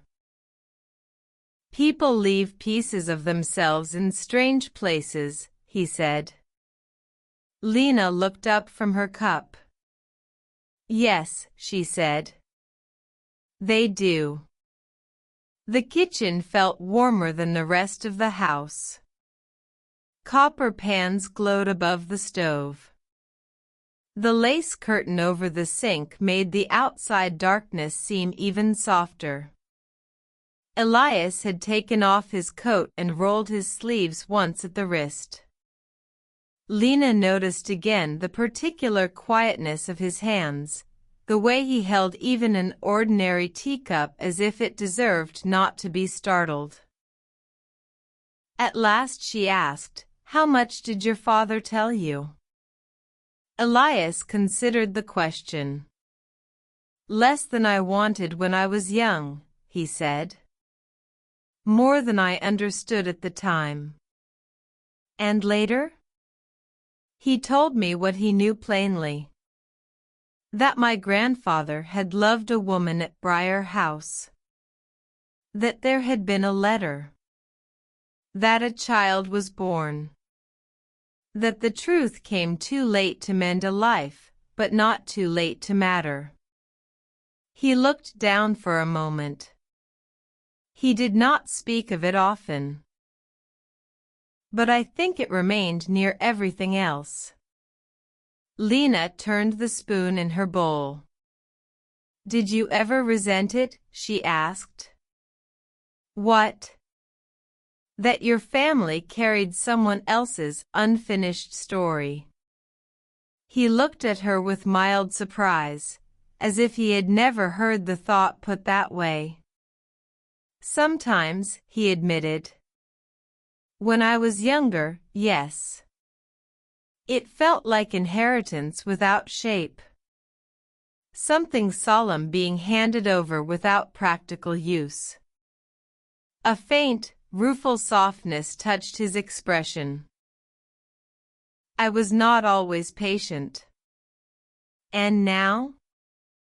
"Now I think unfinished stories are most of what people leave behind." The words settled into the kitchen with the same quiet certainty as the ticking of the little clock on the shelf. Lena thought of her grandmother writing notes and hiding keys. Of Miriam tying blue ribbon around a box at Moon Point. Of Daniel walking through November dark toward the glass house after learning that silence had not meant abandonment but theft. "And the Marsh house?" she asked. Elias leaned back slightly in his chair. "My father said it was once used for summer picnics when the lake was busier. Later, only for storage.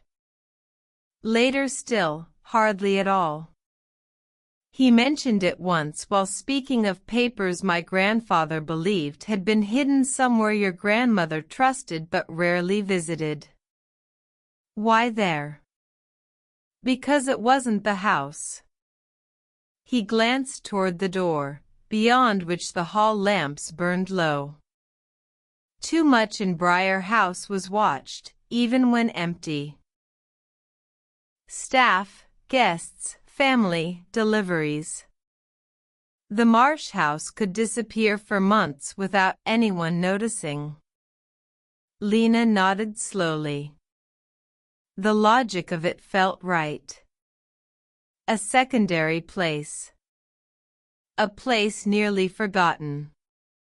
A place where one might hide letters not meant to be found too soon. They did not leave that night. The reeds would be dark, the ground wet, the paths uncertain. Neither said this at first, but both knew it. Instead, Elias rose after supper and offered, almost formally, to help her search the downstairs rooms for any mention of the Marsh house. They worked by lamplight.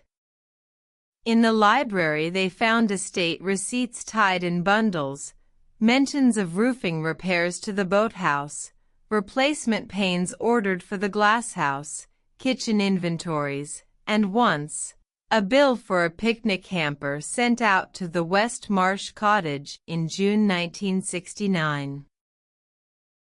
In the study off the back corridor they found maps, among them a larger version of the one whose torn piece Lena had discovered earlier. On this one, in pencil, the lakeshore path to the Marsh house had been marked with a faint line and 2 crosses where the ground grew soft in winter. "Here," Lena said, holding the map under the lamp. "There's a footbridge." Elias came beside her, close enough that she could smell the cool outdoor scent still lingering faintly in his coat. He pointed to a narrow stroke across the water channel. "It may not still be there." "No," Lena agreed. "But the path might." Their shoulders were nearly touching. The awareness of it was quiet but unmistakable. Not dramatic. Not accidental either. Lena found that she did not move away. After a while they carried the map into the front hall and spread it on the desk beneath the lantern. The house around them had settled into its late-night silence. Upstairs, the unused rooms held darkness like folded fabric. The only sound below was the occasional delicate strike from one of the small clocks Elias had rewound while waiting for the kettle to boil. He had done it without asking, pausing by the mantel clock and the brass carriage clock, then the little porcelain one in the library, restoring them one by one to their patient work. Time, in his presence, seemed less like something passing and more like something listening. "You should sleep," he said at last. "So should you." He smiled, only briefly. "I'm not the one who lives in a house full of newly awakened secrets." Lena rested her hand on the edge of the desk. "Will you come in the morning?" "Yes." The certainty of it warmed her more than she expected. He put on his coat in the front hall. The lamp cast a low amber light over the old floorboards, the stair rail, the framed photographs. Lena walked him to the door. When she opened it, the night air flowed in, cool and carrying the scent of the lake. For one moment neither of them stepped fully into farewell. "There's something I've been wondering," Lena said. Elias waited. "When you asked me, at the shop, whether I had opened the winter room," she looked up at him. "Were you hoping I had?" He was quiet a second too long for evasion. "Yes," he said. "And no. Which is it?" "I hoped the truth would find you." His gaze held hers, steady and unguarded. "I did not particularly hope to be standing nearby when it did." A smile came to Lena then, soft and brief. "Because it made you uncomfortable?" "Because it made you real." The words did not sound practiced. If anything, they sounded as though he had not meant to say them aloud. The night between them changed by less than an inch, but enough for her to feel it. Before she could answer, he inclined his head slightly, almost as if closing a door before it opened too fast. "I'll come early," he said. Then he was gone down the steps and into the dark lane, his figure thinning into shadow beneath the ash trees. Lena stood in the doorway until she could no longer hear his footsteps. That night she slept more deeply than the night before, but not dreamlessly. She dreamed of the glass house full of moonflowers in bloom, white and luminous in the dark. A young woman was there, not clearly her grandmother and yet unmistakably her, turning at the sound of a door opening. Not frightened. Only waiting. Beyond the panes, the lake shone like polished metal, and someone was walking toward the light with rain on his coat. When Lena woke, dawn was only beginning. Mist lay low over the gardens.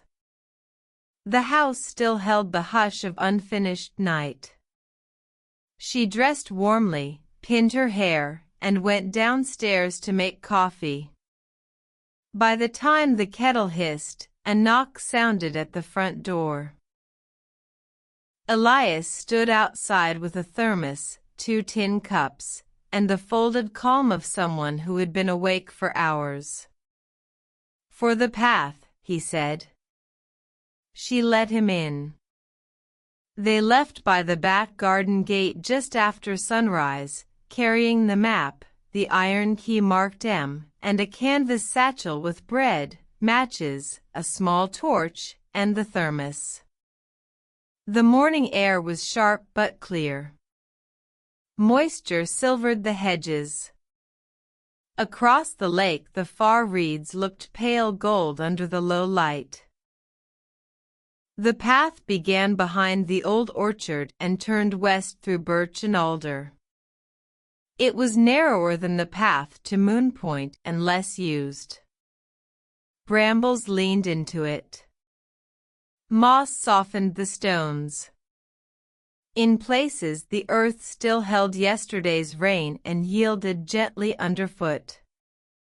They walked in easy silence at first. Lena found that silence with Elias was different from silence with most people. It did not ask to be filled at once. It allowed thought to breathe. The woods opened and closed around them, thin autumn sun sliding through branches. Once he offered her a hand over a slick patch of roots, and when she took it, his fingers were cool and strong and careful not to tighten more than needed. The path lowered gradually toward marshland. The lake changed there. It grew wider and shallower, its edges dissolving into reed beds and dark pools where the sky rested in pieces. Herons sometimes came here in summer.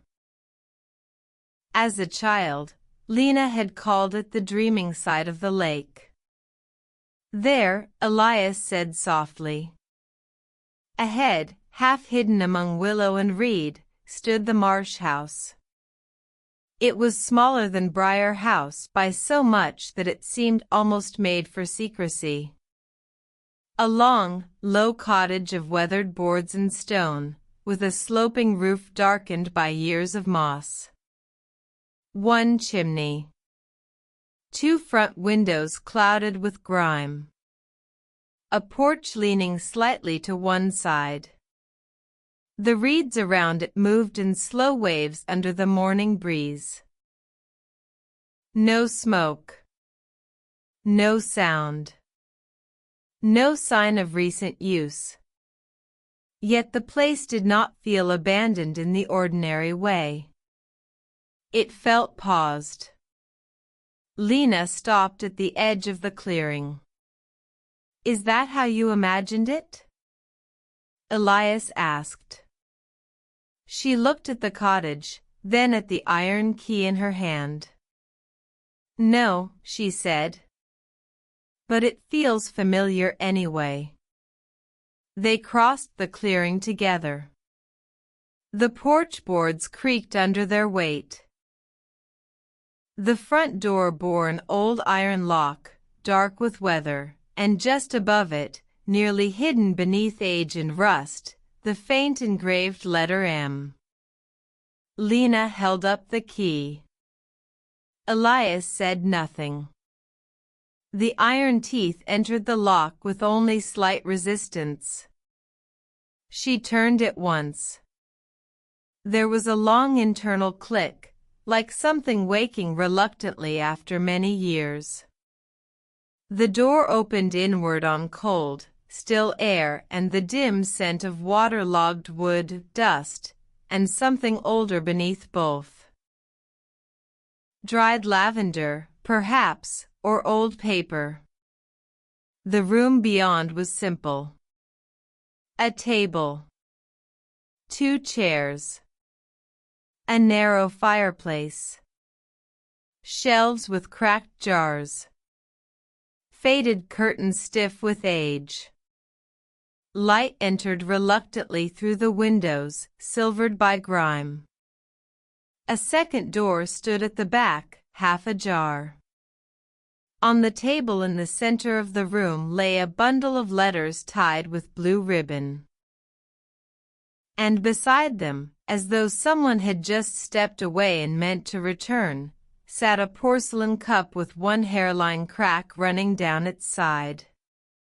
Lena did not move for a moment.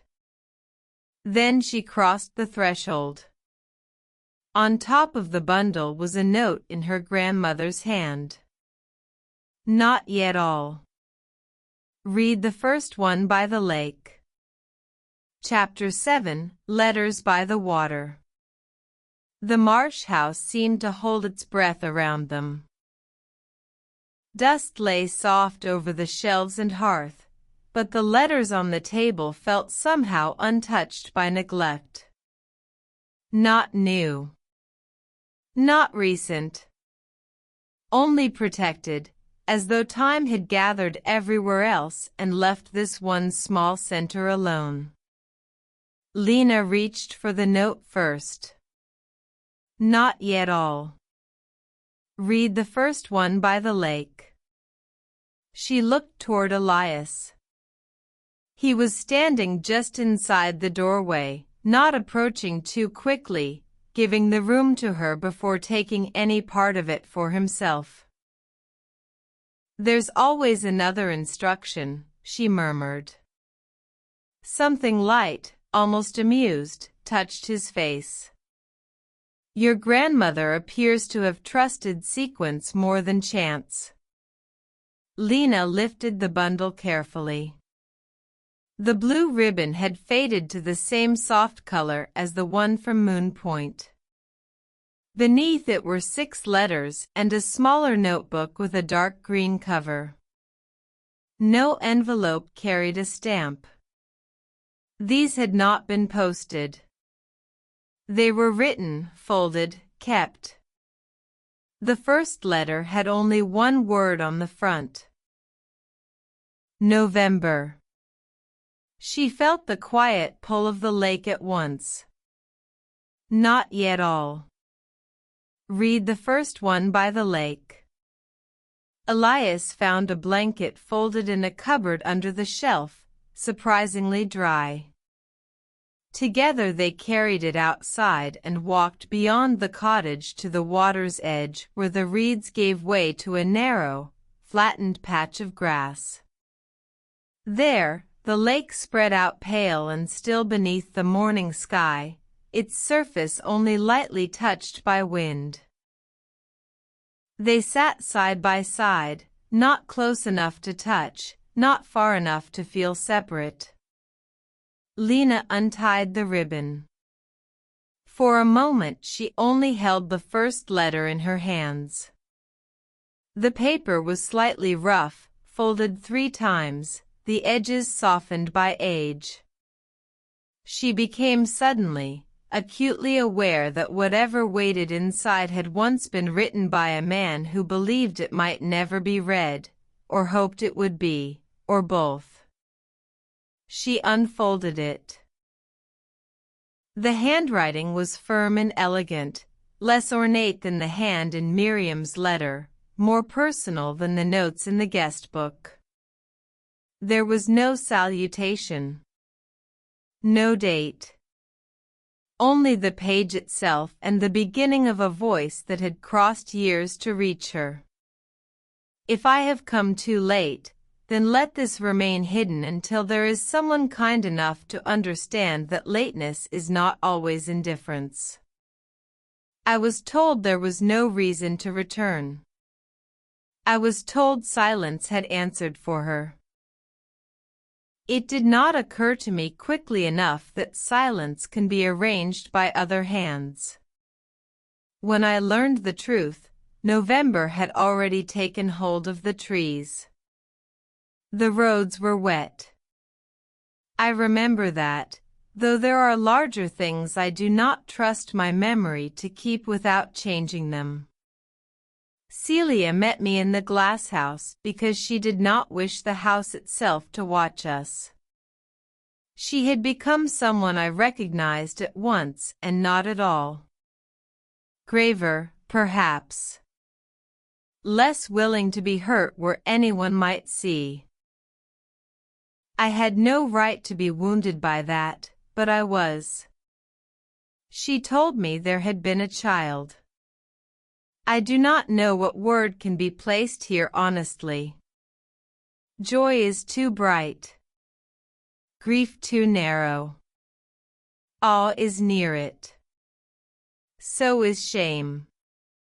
There had been a child, and I had not known. There had been a life unfolding at a distance I mistook for rejection. She believed I had abandoned her. I believed she had dismissed me. Both beliefs were fed and tended by a man who preferred order to truth. I asked to see the child. She said no. Not because she was cruel, but because by then the child belonged to another name, another arrangement, another piece she would not disturb for my sake or hers. I deserved that answer. I do not say I accepted it well. For a long while we said things that were not the center of what we meant. This happens, I think, when people have carried the wrong sorrow too long. They approach the real one indirectly, as if sudden honesty might break the room around them. At last she asked whether I had loved her. Not once, not then. All along. I said yes. She closed her eyes when I answered, which was worse than if she had wept. Lena stopped reading. The lake before them had blurred, though not because the day had changed. She drew a slow breath and went on. I asked whether she had been happy. She smiled in a way I will not survive forgetting, and said, at times. This was both less and more merciful than I deserved. I remained one night in the winter room because the roads flooded and because neither of us knew how to make an ending smaller than morning. Nothing happened that would satisfy the ordinary appetite for story. We did not run. We did not forgive everything. We did not become young by speaking our names in the dark. She brought me tea. We walked once to the edge of the lake. We stood in the glass house with the lantern lit because she said the light steadied her. She asked me whether I had ever imagined the child. I told her yes, but wrongly. And at dawn she touched my sleeve and said, with more kindness than I had earned, now you may remember something true.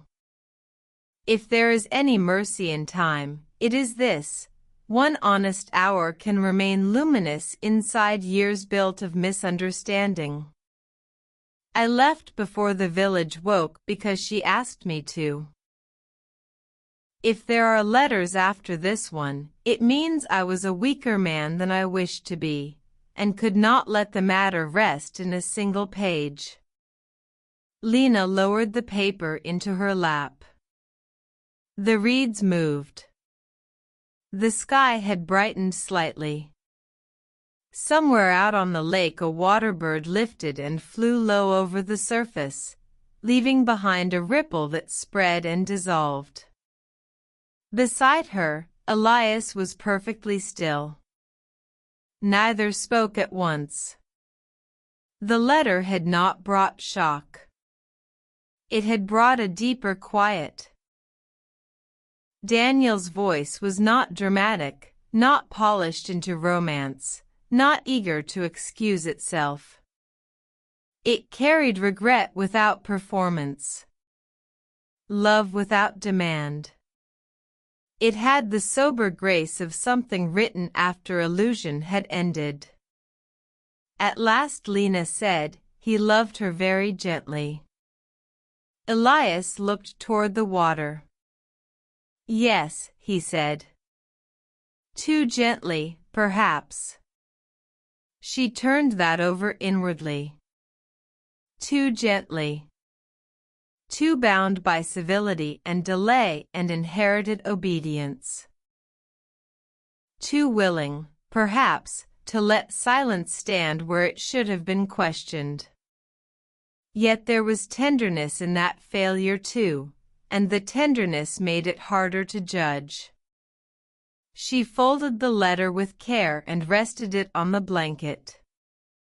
There are more, she said. Elias nodded, but his voice held the same caution as the note from the cottage. Do you want to read them all now? Lena looked at the remaining pages. 5 letters. A notebook. A whole section of the past still closed. No, she said after a moment. Not all. The morning itself seemed to agree. The lake was too still for haste. The reeds too patient. She picked up the second letter. On the front, in the same hand, was written, "For when memory becomes less cruel." That one sounds dangerous, she said softly. Elias's mouth curved faintly. Yes. Instead of opening it, she set it aside and took up the notebook. The cover was worn green cloth with no title. Inside, The pages were filled only halfway. Not daily entries. Not regular. Dates scattered across years. Most lines were brief. Observations, not confessions. November 14th. Heavy rain at the North Road. Reached the inn after dark. She has changed the curtains in the winter room. Pale green now. Strange what details survive panic. A child's red boot left by the back stair. Not hers, I think. Guests. He paused at the line. So perhaps he had been inside the house again, or perhaps this was memory from that same visit, written later. Lena turned the page. March. Dreamed the glasshouse warm enough for bloom. June. Passed the lake road and did not stop. Cowardice takes very ordinary forms. October. Saw a young woman in town with Celia's expression when listening. Nearly spoke to her. Did not. Lena's fingers tightened slightly on the edge of the page. A young woman in town. Her mother? The date above the entry was blurred, but from the order of the pages it must have been years later. She turned another page. News reached me she has married. Relief and grief, each pretending to be the other. And later. There are kinds of fatherhood that consist only of restraint. I have no right to claim what I did not raise. Still, I wonder whether she prefers books, whether she walks quickly, whether she looks at water when thinking. Lena stopped again. The softness of the line undid something in her more than the explicit revelations had. Not because it changed the facts, but because it gave shape to the tenderness that had lived wordlessly behind them. She was loved, Lena said quietly. Elias did not answer immediately. Yes, he said at last. Even in absence. The phrase lingered. She closed the notebook halfway and stared out over the lake. Even in absence. How many lives were made of that? People loving one another through distance, through mistake, through late knowledge, through names not spoken aloud. Her grandmother had kept a room empty every November. Daniel had written letters and hidden them where reeds and weather could keep them until someone else was able to bear them. Elias's father had kept a promise half understood. Elias had waited at the edge of the story until Lena reached him herself. The whole mystery, she thought, was not built on concealment alone. It was built on care. Care sometimes misjudged. Care sometimes too cautious. Care that arrived late. But care all the same. She opened the notebook again. Near the back, several pages later, Daniel's entries grew shorter. The clocks in my father's shop strike too sharply. I have always preferred quieter mechanisms. There are apologies one writes for the page alone. M. says silence can also be honorable. I do not trust her on this. Lena turned quickly to the next entry. M. Miriam? No, too young, surely, if this was Daniel writing. Another M. Then. Marion has more sense than I do and less patience with regret. She says if I cannot send the letters, I should at least stop sealing them. I have not. Marion. Lena glanced at Elias. Was your grandmother named Marion? He looked startled. Yes. So M is Marion. He let out a slow breath. That makes sense. My father always said his mother knew more than Daniel ever confessed directly. Lena read on. Marion tied the ribbon herself.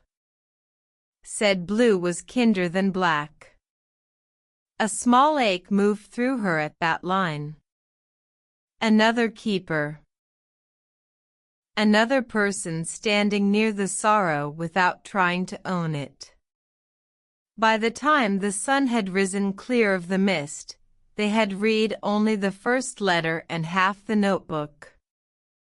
It felt like enough for one morning. More than enough, perhaps. They walked back to the cottage and made coffee from the thermos, pouring it into the tin cups and drinking in the doorway. Inside, the remaining letters lay on the table. Light had shifted across the floorboards, touching the bundle with a pale gold that made the blue ribbon appear almost alive. Lena held one of the cups in both hands for warmth. What did you mean last night, she asked, when you said the truth made me real? Elias looked down at his coffee before answering. For years, he said, this story belonged to voices I never met properly. My father's. My grandfather's in fragments. A woman called Celia who existed mostly as a kindness and a wound in family memory. Then Briar House passed to you, and you came into the shop asking about a clock as if you were entirely outside all of it. He looked up. You smiled at the wrong moment and apologized to objects under your breath. It became inconvenient to think of you as history. Lena smiled despite herself. I apologized to an object? To the clock. You knocked it lightly against the counter. That sounds like me. Yes. The word was so warm with quiet certainty that she fell silent. The air in the doorway felt changed now, not by confession exactly, but by recognition allowed a little more room than before. Elias took the empty cup from her and set both aside. We should decide, he said gently, whether to bring the letters back to the house or read them here. Lena turned toward the room, the bundle, the table, the faded cup, the shelves in their dust. Here for now, she said. This place held them. It should hear them first. He nodded as if that were exactly right. Together they retied the blue ribbon around the letters and set the notebook beside them. On the underside of the table, as Elias moved to straighten one of the chairs, his hand brushed against something fixed beneath the wood. He crouched. There's a drawer, he said. Lena knelt beside him. The hidden drawer was shallow and almost invisible, its edge concealed in the table's age-dark frame. It stuck at first, then slid open with a dry resistance. Inside lay only two things.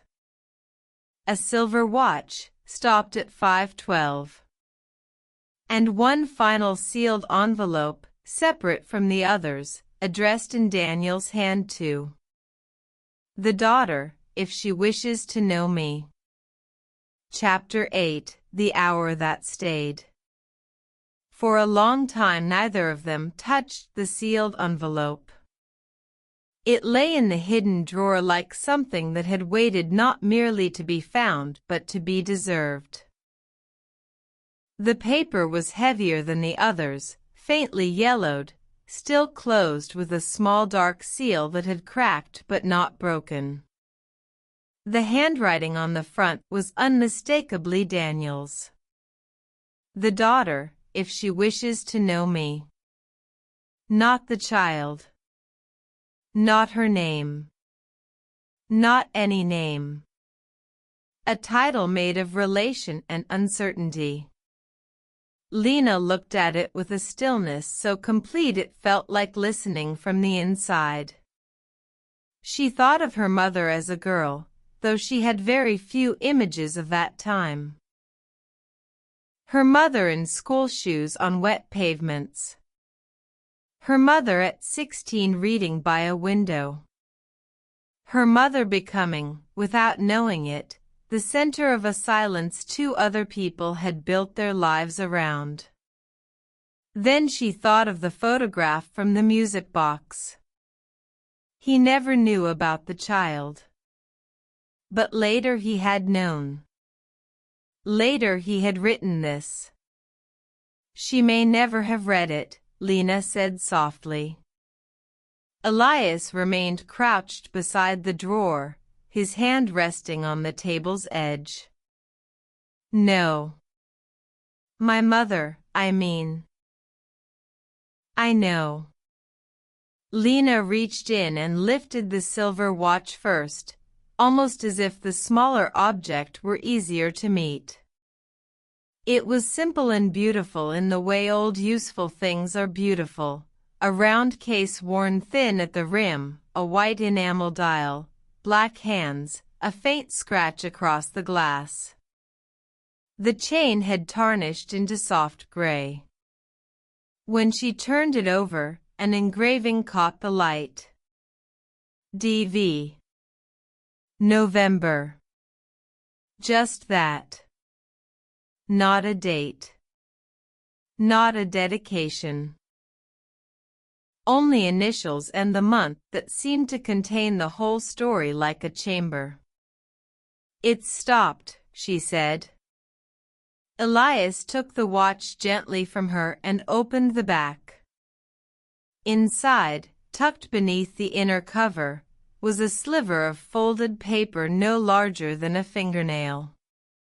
He drew it out carefully. A time, written in her grandmother's hand. 5:12. Lena looked from the note to the still hands on the watch. The time it stopped? Or the time she wanted remembered, Elias said. The morning light entered the cottage in angled bands now, thin and pale through the clouded windows. Dust turned in them slowly. The room smelled of reeds, damp wood, and paper that had spent years learning patience. Lena took the sealed envelope at last and felt its slight weight in her hands. Should I open it? She asked.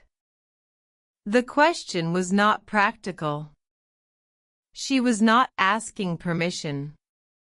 Elias understood that. Do you want to know him today? The gentleness of the wording moved through her like water. Not do you want the truth. Not are you ready. Do you want to know him today? She let out a quiet breath. Not all at once, she said. Then don't. So she did not. Instead, she set the sealed envelope beside the watch and pulled the hidden drawer out fully. At the back, beneath a lining of old velvet, there was one more compartment. Smaller. Barely large enough for a note card. Inside lay a single page in Marion's hand. If the daughter comes, she must not think regret was the whole of him. He laughed more than grief allowed others to believe. He was gentle with small animals, poor at mending anything except clocks, and once burned an entire supper because he was reading by the stove. Celia loved him for reasons deeper than misfortune. Do not let sorrow make him narrower in memory than he was in life. Lena read the lines twice, then smiled through an ache she could not have named exactly. Marion liked him, she said. Yes, Elias replied. That sounds like my grandmother. Correcting the emotional proportions of a room even after death. That small thread of humor eased something. Not the grief itself. Only the tightness around it. They spent the next hour reading 2 more letters, though not the sealed one. One was written after Daniel's visit to Briar House, months later, never sent. In it he described walking past a schoolyard and wondering whether the child he had not raised preferred silence or music, whether she climbed trees, whether she trusted strangers. The other letter was addressed to Celia but left unfinished after a page and a half, ending in the middle of the sentence, as if he had decided midway that the act of writing it had already asked too much of memory. Between letters they paused often. The pauses became part of the reading, as necessary as the words themselves. Lena discovered that truth taken gently is still truth, it simply has somewhere to land. Around noon, light rain began again, soft on the roof, smoothing the marshland into silver and muted green. They stayed in the cottage and ate bread at the table with the letters pushed carefully aside. Elias found old plates in a cupboard and washed them first with water from the hand pump outside, though there was hardly any need. The domestic plainness of the act touched Lena unexpectedly. His presence in the Marsh house no longer felt like accompaniment. It felt, quietly, as though he belonged in the unfolding of the day. After they ate, she took up the watch again. "Why 5:12?" she asked. Elias turned the cup in his hands, thinking. "My father once told me Daniel measured certain memories by time rather than date. Not on purpose. Simply because particular moments fixed themselves that way. The way a room looks at 6:40 in winter. The exact time a train leaves. When the light first changes on water." He glanced at the watch. Maybe 5:12 was when he arrived. Or when he left. Or when something was said that remained. Lena looked at the still hands. At 5:12, perhaps, her grandmother had lit the lantern in the glasshouse. Or perhaps Daniel had stood at the lake edge and understood, at last, the life he had been absent from. Perhaps nothing outwardly remarkable had happened at all. Perhaps only a truth had settled into place so deeply that time itself bent around it. She imagined him checking the watch in his palm before slipping it into his coat. Imagined her grandmother later receiving it, or taking it from the room after he left, and winding it down deliberately to preserve that 1 hour. Not because it was happy exactly. Because it was true. "Can you make it run again?" she asked. Elias looked up. "The watch?" "Yes." He held out his hand, and she gave it to him. He listened to it the way some people listen to shells or locked doors, close, patient, with his whole attention tilted toward what could not yet be heard. Then he smiled slightly. "It doesn't want repair," he said. "It wants permission." Lena laughed under her breath. "You speak about clocks as if they're timid birds." "Some are." He took a small leather roll of tools from his satchel. Lena had not noticed it before. Watching him lay them out on the table felt like watching a ritual older than explanation. Tweezers, loop, tiny screwdrivers, a cloth folded twice, a vial of oil. His hands became even quieter when he worked. The cottage drew itself inward around the sound of light rain and the occasional tiny click of metal. Lena did not interrupt. She sat with Marian's note in her lap and the sealed envelope nearby, studying the lines of Elias's face in profile. Concentration gentled him. Or perhaps it revealed the gentleness that was already there more clearly. She thought of what the letter had said, "Be gentle with him. He has inherited more than he wanted, and less than he was owed." Less than he was owed. She understood it better now. He had inherited fragments. A sorrow that was not his and yet lived in him through story, silence, caution, obligation. He had inherited the duty to stand near a truth without stepping over it. He had inherited Briar House in pieces, but none of its actual belonging. No direct claim. No clean answer. Only the responsibility to help someone else arrive. "What?" he asked without looking up. She had been staring. "Nothing," she said. A pause. Then, with the faintest trace of amusement, "That's not usually how nothing sounds." Lena rested her chin lightly on her hand. "I was just thinking that your whole family seems to have specialized in impossible emotional restraint." This time he did laugh, soft and real. "That's accurate. And yet here you are, mending a stopped watch in an abandoned cottage in the reeds for a woman you met 3 weeks ago." He adjusted a tiny spring with the point of a tool. "When you say it like that, it sounds less restrained. It sounds human." That silenced them both, though not uncomfortably. A minute later, Elias gave the watch a final turn. The second hand moved. Not with full confidence at first. A slight trembling motion, as though remembering the shape of its work. Then steadily. Smoothly. Alive. Lena watched the face with unreasonable relief.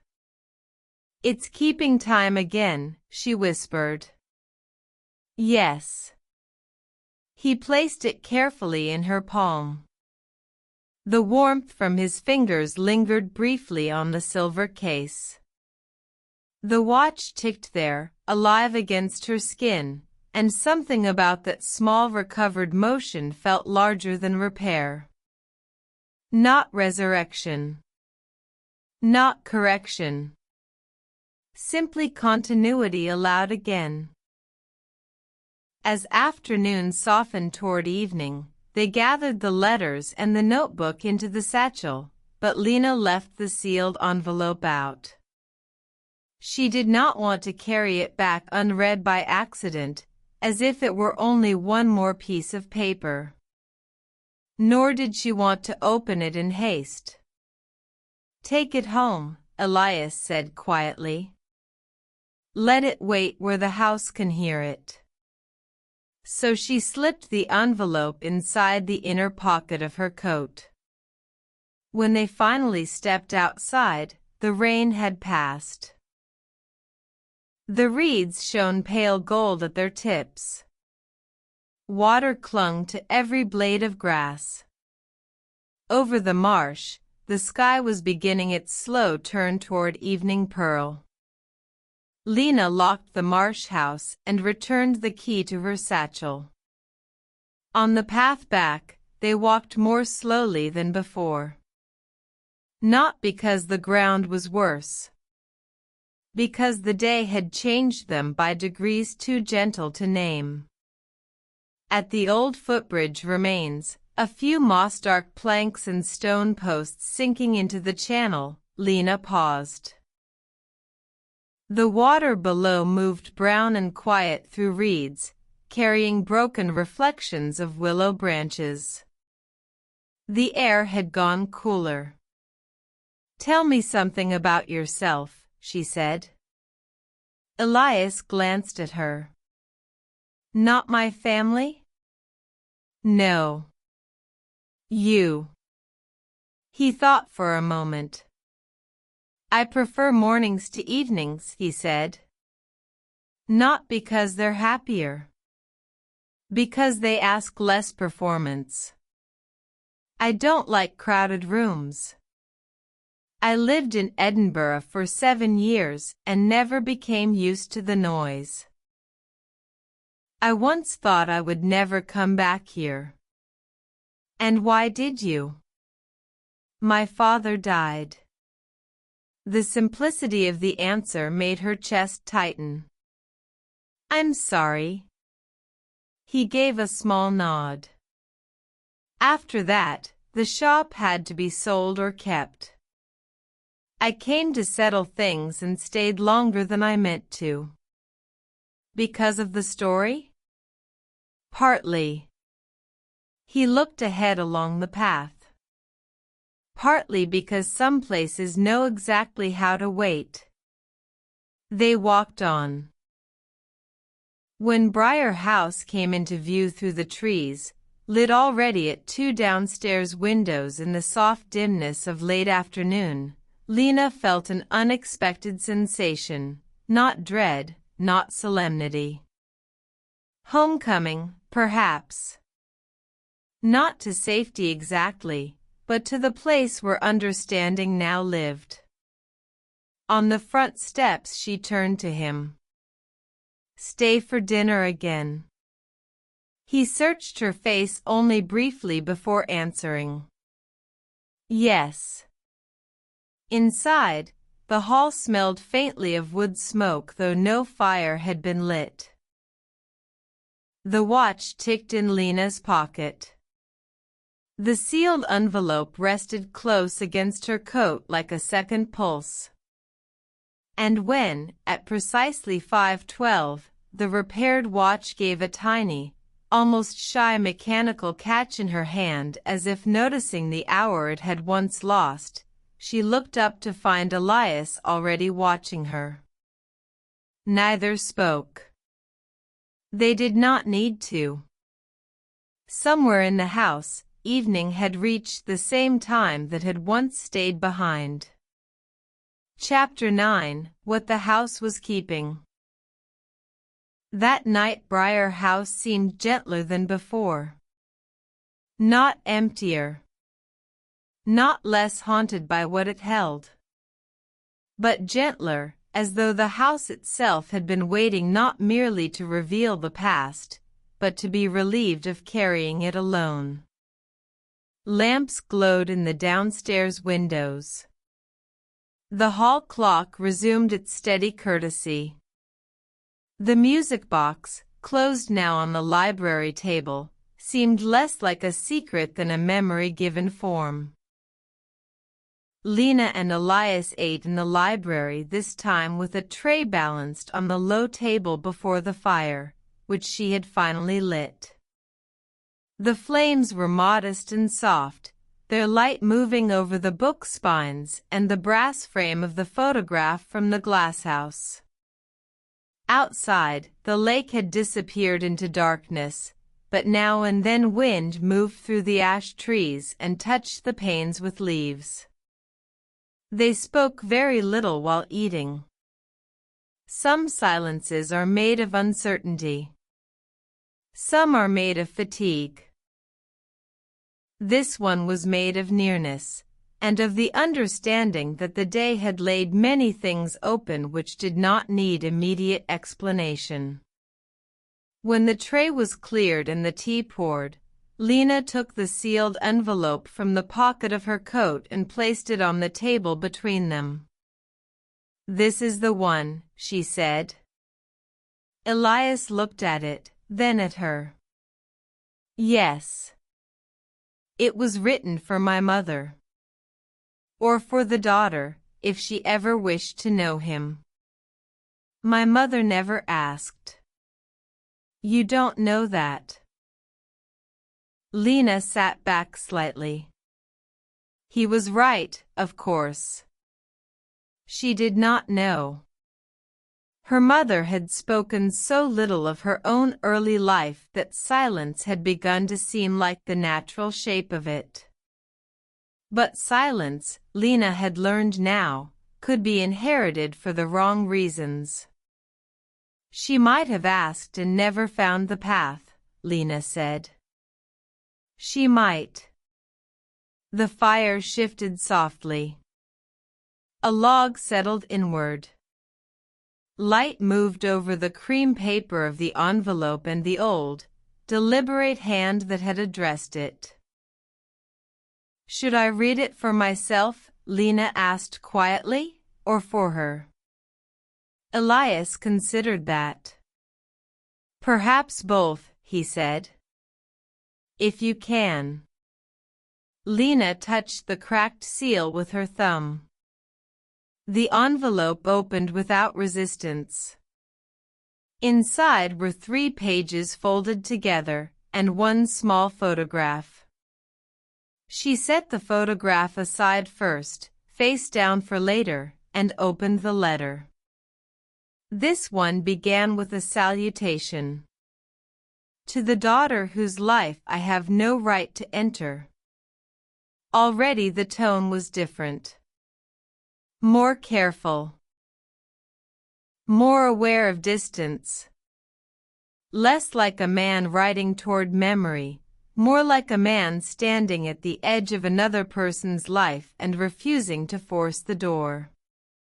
"If this reaches you, then some generosity has occurred that I did not expect. I was once told that the kindest thing I could do was remain absent. At the time, I believed this was punishment. Later I understood it may also have been protection. For you, certainly. Perhaps for your mother too. I do not write to disturb the life you have been given.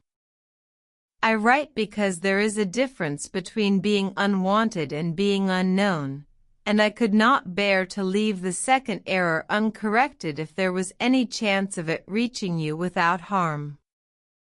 You were never unwanted by me. I did not know you existed until too late to become part of your childhood, and by the time I learned it, your life had already taken the shape of another family's shelter. Whatever claim I might have felt was outweighed by the peace your mother had fought to build around you.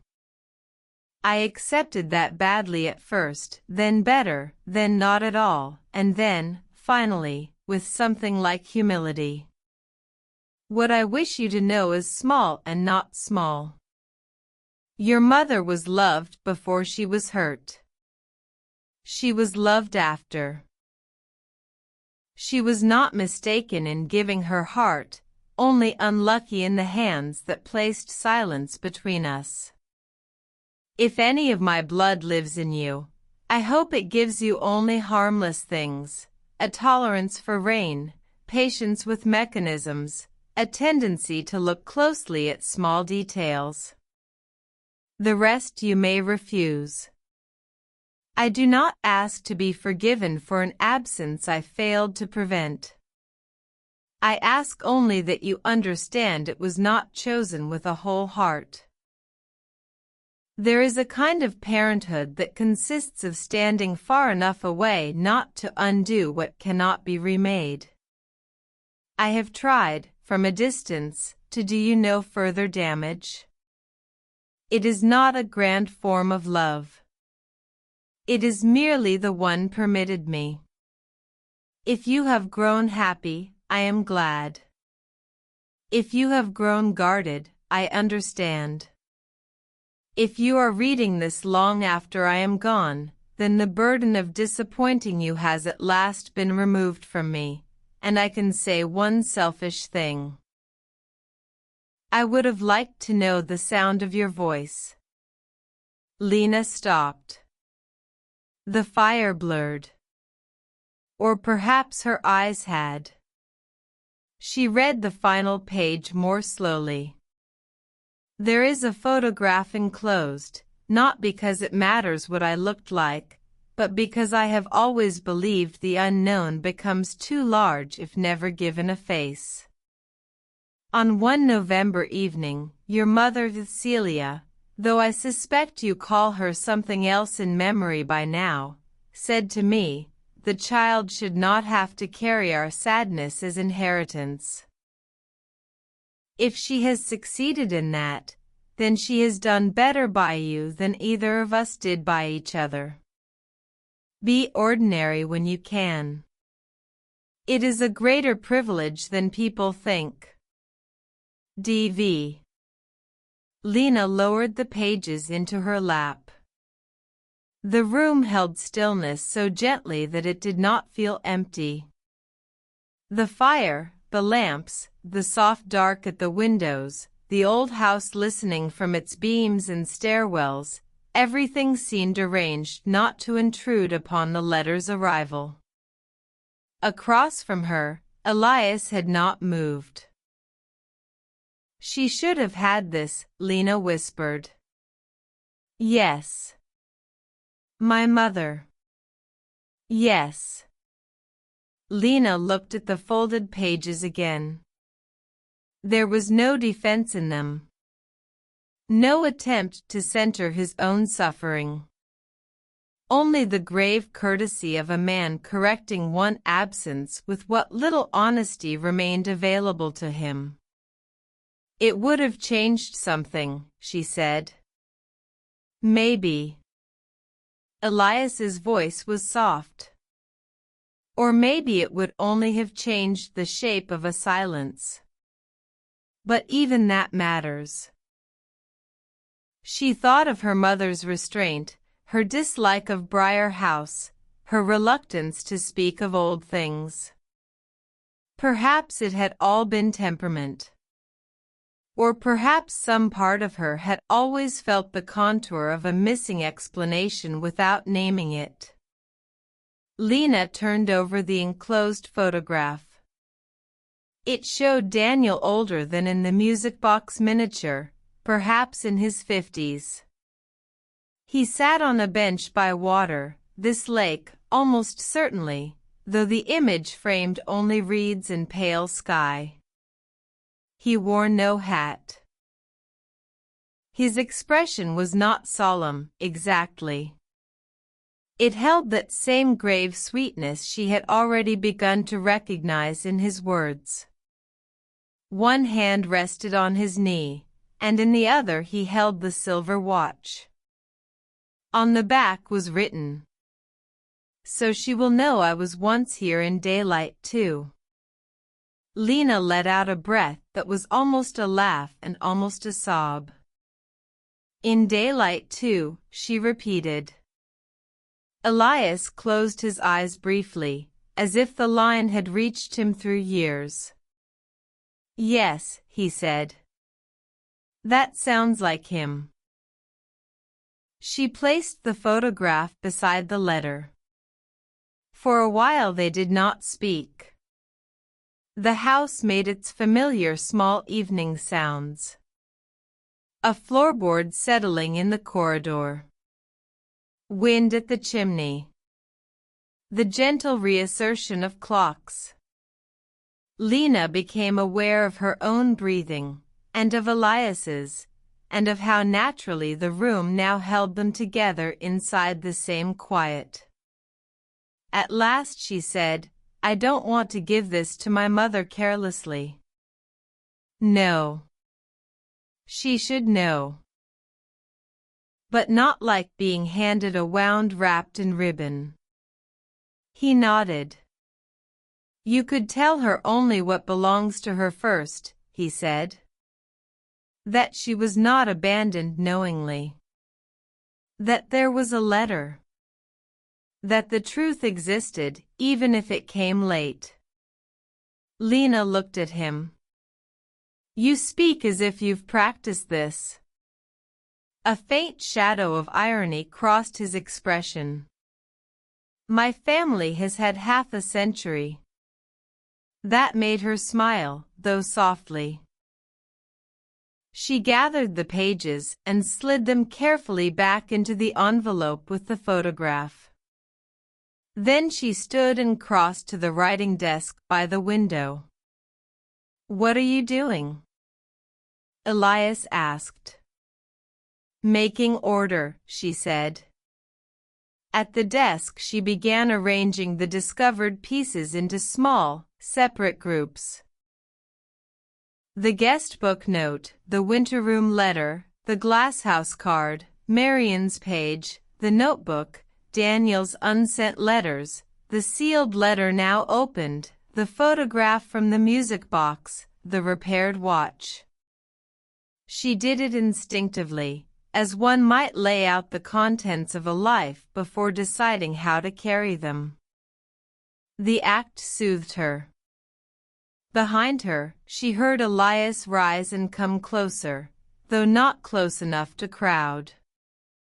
"There should be some place for them," she said. "Not hidden again exactly, but kept properly. Not loose in drawers. Not waiting for another accident." He looked over the arranged papers. "The winter room," he said. Lena turned. "Yes." The answer felt right immediately. The winter room had been absence, vigil, memory. But perhaps it no longer needed to be only that. Perhaps it could become something gentler. A room for what had been recovered.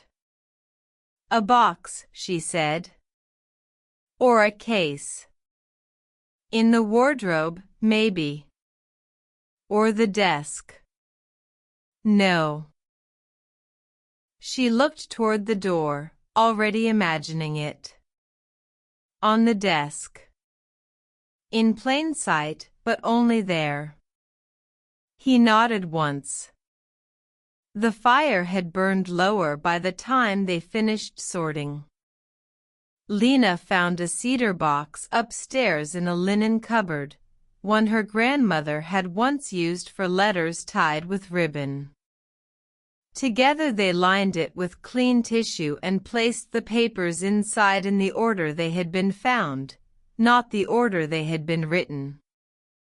Discovery had its own truth too. When at last they carried the box into the winter room, the house was very quiet. The room seemed changed from the first night Lena entered it. Not smaller, not less solemn, but less suspended. The curtains moved faintly with the draft from the lake.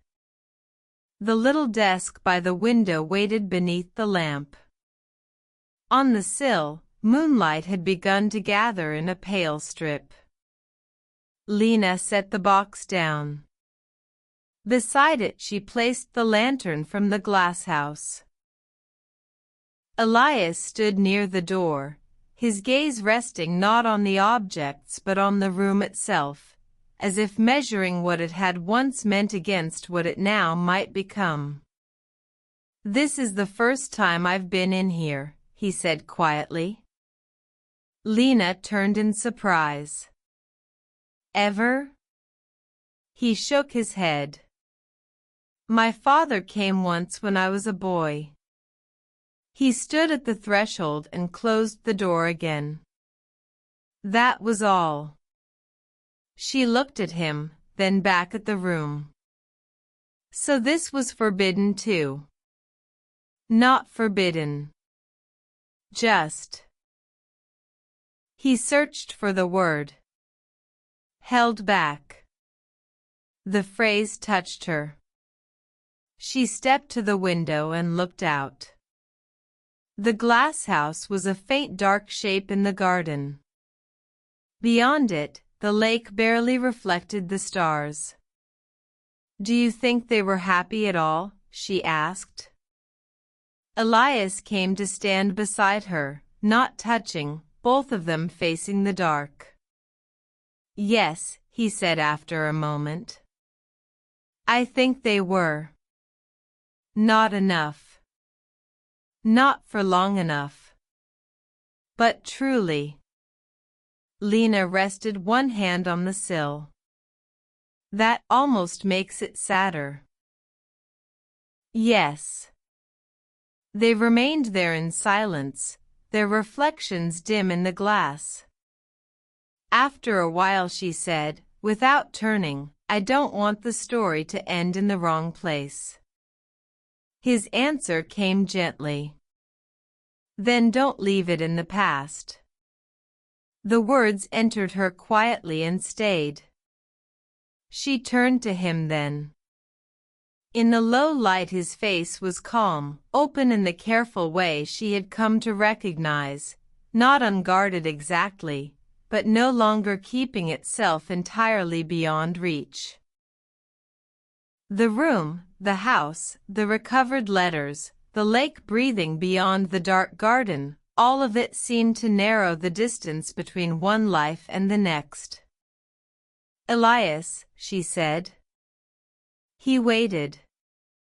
There are moments in which desire arrives like fire, sudden and undeniable.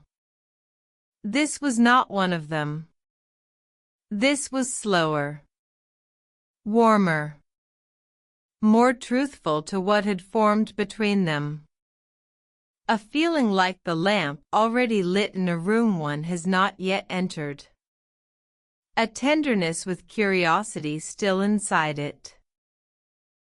A nearness asking to be acknowledged before it asked for anything more. I'm glad it was you, Lena said. He understood at once, though she had not specified what she meant. The story. The finding. The waiting. The door at the shop. The path to the Marsh house. All of it. Something in his face gave way then, very slightly, like a lock choosing not to hold. So am I, he said. Not louder than the wind at the curtains. Not grander than the truth required. Just enough. Chapter 10. The light left on. The days that followed did not hurry. That, Lena would later think, was part of the grace of them. After so much waiting in the past, nothing in the present demanded suddenness. The recovered letters remained in the winter room, arranged in the cedar box on the desk beside the lantern. The watch now kept steady time. The Marsh house was locked again, but not abandoned into forgetfulness. The path to it became real underfoot, no longer only a line on an old map. And Elias came to Briar House each day.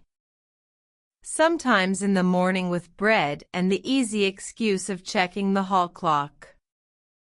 Sometimes in the afternoon to help Lena sort ledgers, lift boxes, air rooms, or carry old frames down from the attic. Sometimes toward evening, when the lake took on that blue-gray stillness that made every lamp in the house appear warmer. He did not begin arriving as if he belonged there. He began arriving as if he was willing to be invited often enough for belonging to become possible. Lena discovered that the house liked company, if the company was quiet and kind. Doors stopped sticking quite so much. The library fire drew better. The kitchen seemed warmer with 2 cups left to dry beside the sink instead of 1. Even the front hall, with its long mirrors and old photographs, felt less like a place of waiting and more like a threshold crossed repeatedly by the living. Together they made gentle work of practical things. They cleaned the music room and found, in the bottom drawer of a cabinet, 3 more photographs of the glasshouse in summer bloom. They catalogued the old guest books in order and wrapped the most fragile in tissue. They opened trunks of winter linens and aired them in the pale sun. Elias repaired a warped drawer in the library writing desk and reset the latch on the side gate. Lena baked a pear cake that leaned slightly in the middle and he ate 2 slices without remarking on its appearance, which she appreciated more than praise. Between such tasks, the story continued to unfold in softer ways. One afternoon in the winter room they read the remaining unsent letters from Daniel, not all the way through at first, but by fragments, letting each page rest before taking up the next. In them he wrote of ordinary things as if ordinary things were the only honest ground left to him, whether at the lake, a broken watch spring, the habit of reaching for speech and finding no one safe to offer it to. The letters were not all beautiful. Some were repetitive. Some circled the same regret.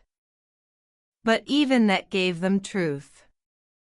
A real sorrow is rarely graceful every day. Another evening, Lena telephoned her mother. The conversation was not easy, but it was quieter than she had feared. She did not tell her everything at once. She began only with the clearest mercy, that there had once been a man who had not known, that silence had been placed between him and Celia, that a letter existed, and that she had found reasons now for some of the old sadness in the house. There was a long pause on the line. Then her mother said, in a voice Lena had rarely heard so unguarded, "I always thought there was something unfinished before me." They did not go further that night. But they agreed that Lena would bring the letter when she next visited. Not by post. Not summarized. Brought by hand. After she hung up, she stood in the hall holding the quiet receiver for a long moment before Elias, who had been in the library, came to find her. "Well?" he asked softly. She knew the shape of it, Lena said. Not the truth. But the shape. He nodded as if that mattered exactly as much as it should. Then, because there are times when comfort belongs more to presence than speech, he simply held out his hand. She took it. Not dramatically. Not as a declaration. As if it were the most natural continuation of the evening and of all the days leading to it. His hand was warm. The hall lamp cast a low gold light over the floorboards. Somewhere upstairs the old house settled around them, listening without judgment. Their closeness grew in the same way the story had unfolded, by small permissions. a shared cup of tea on the back steps while dusk gathered over the lake. A conversation that drifted from clocks to childhood to the kinds of silence each of them trusted. Lena discovering that Elias read poetry at night but rarely admitted it. Elias discovering that Lena spoke to plants when repotting them and to books when dusting them. An afternoon in the glass house, now aired and cleaned, where they found late ivy blossoms surviving near the far wall and stood side by side beneath the old panes while rain traced silver lines overhead. He told her then about Edinburgh. About the years he had spent convincing himself that distance was a kind of solution. About the loneliness of rooms rented above crowded streets. About returning after his father's death and expecting the village to feel too small, only to find that grief altered scale more thoroughly than geography. She told him about the exhaustion of inheriting something too large to understand at once. About the strangeness of being the last living person in a line of women who had each, in different ways, kept part of themselves guarded. About her fear, before all this, that Briar House would become merely a burden she maintained out of duty. "And now?" he asked. The glass house smelled of damp earth and rosemary cuttings. Light moved faintly through clouds above them. "Now it feels like a house again," she said. Then, after a pause, "Not because the mystery is solved. Because it's shared." He looked at her in that still, attentive way that had once unsettled her and now did something closer to the opposite. "Yes," he said. They kissed for the first time, not in the glass house, not in the winter room, not at any of the locations the old story might have tried to claim with symbolism. They kissed in the kitchen. Late afternoon. Kettle just boiled. Rain on the window. Pear skins in a bowl on the table. The sort of ordinary hour Daniel had once called a privilege. Lena had been laughing at something, perhaps at Elias for saying, with complete seriousness, that one should never trust a man who overwinds a clock. He had smiled, then gone quiet, then stepped closer with that same carefulness he brought to everything that mattered. She saw the choice in his face before he made it. Saw the question too. She answered it by not stepping back. The kiss itself was gentle, warm, and unhurried. Not a breaking open. A recognition. Something that had been arriving in them for days and at last found its visible form. When they drew apart, the kettle had gone from singing to silence. Lena rested her forehead lightly against his shoulder for one brief second and laughed again, though softer now. "That was inevitable," she said. "Yes," he replied. And because neither of them needed to rush toward more than the moment offered, they left it there. Tea. Rain. A new tenderness entered quietly into the same house that had once held an older one. Weeks passed. November deepened. Then, slowly, it began to loosen its hold. Lena visited her mother and brought the letter by hand, just as promised. They read it together in a sitting room far from the lake, and afterward her mother wept, not violently, not as if a life had collapsed, but as if one long-held tension had finally been allowed to leave the body. She kept the photograph of Daniel by the reeds. She gave the letter back to Lena for the winter room, saying, "It belongs with the others, but now I know where to imagine it." When Lena returned to Briar House that evening, dusk was already folded over the gardens. A light burned in the glass house. She stopped at once on the front path. The glow was small and warm behind the old panes. Not bright enough to startle. Just enough to be seen from the house and the lane beyond. Inside, Elias stood by the iron table where the lantern now rested each evening. The glass house had changed over the last weeks. They had cleaned the benches, potted cuttings, opened the high vent, swept the floor. The place no longer felt abandoned into memory. It felt reclaimed by it. "You left it on," Lena said when she entered.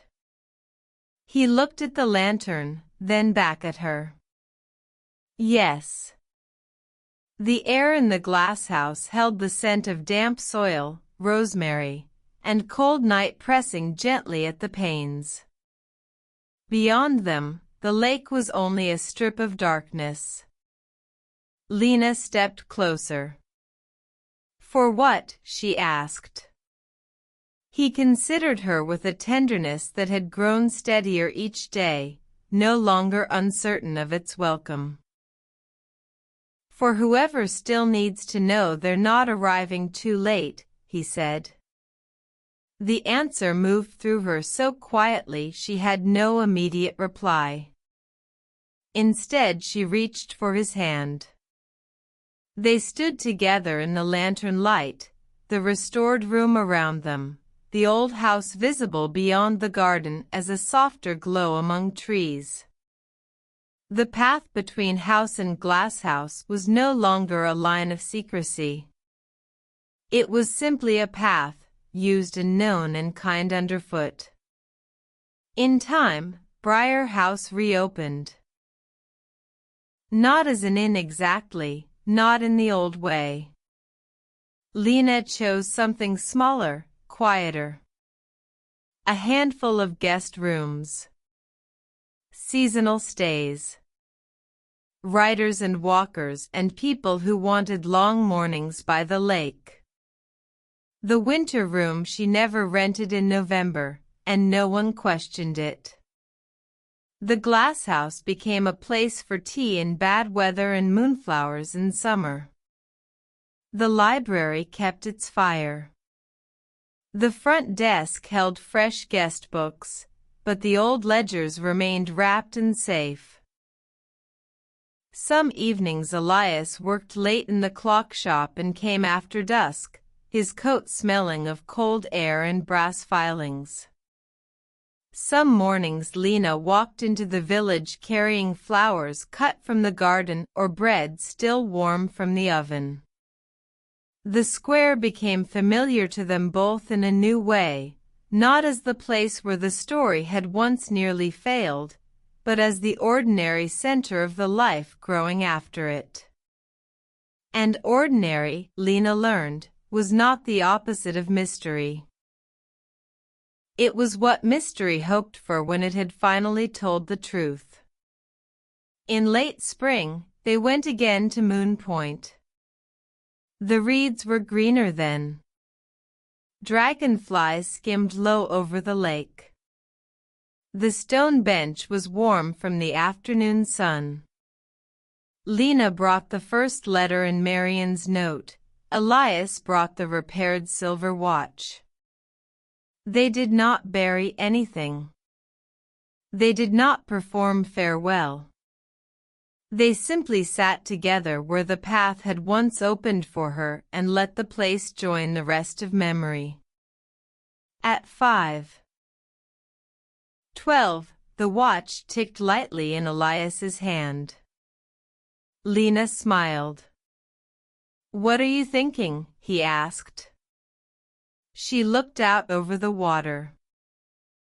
That they were loved badly by time, she said. But still loved.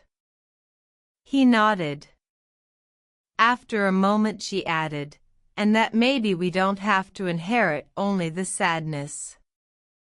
No, he said. We don't. The lake made its soft, almost silent movements against the shore. Above them, the branches shifted in the wind. Far off, somewhere beyond the curve of the water, Briar House stood with its windows catching the last pale gold of day. Lena leaned her head lightly against Elias's shoulder. Neither of them spoke for a while. There was no need. The story had begun with a name found where it should not have been, written in old ink among guest arrivals and forgotten winters. It had opened through letters and keys and a house that remembered promises longer than people do. It had crossed grief without becoming sharpened by it. It had revealed love not as grand rescue, but as patience, as truth arriving carefully, as memory finally given a gentler room. And now, when evening came over the lake and the first star appeared above the reeds, there was almost always a light left on in the glass house. Not for the lost. Not only for them. For the living too. For those still walking through the garden toward whatever honest thing was waiting to be found. For those learning that hidden truths, when opened with care, do not always break a life apart. Sometimes they make a home possible.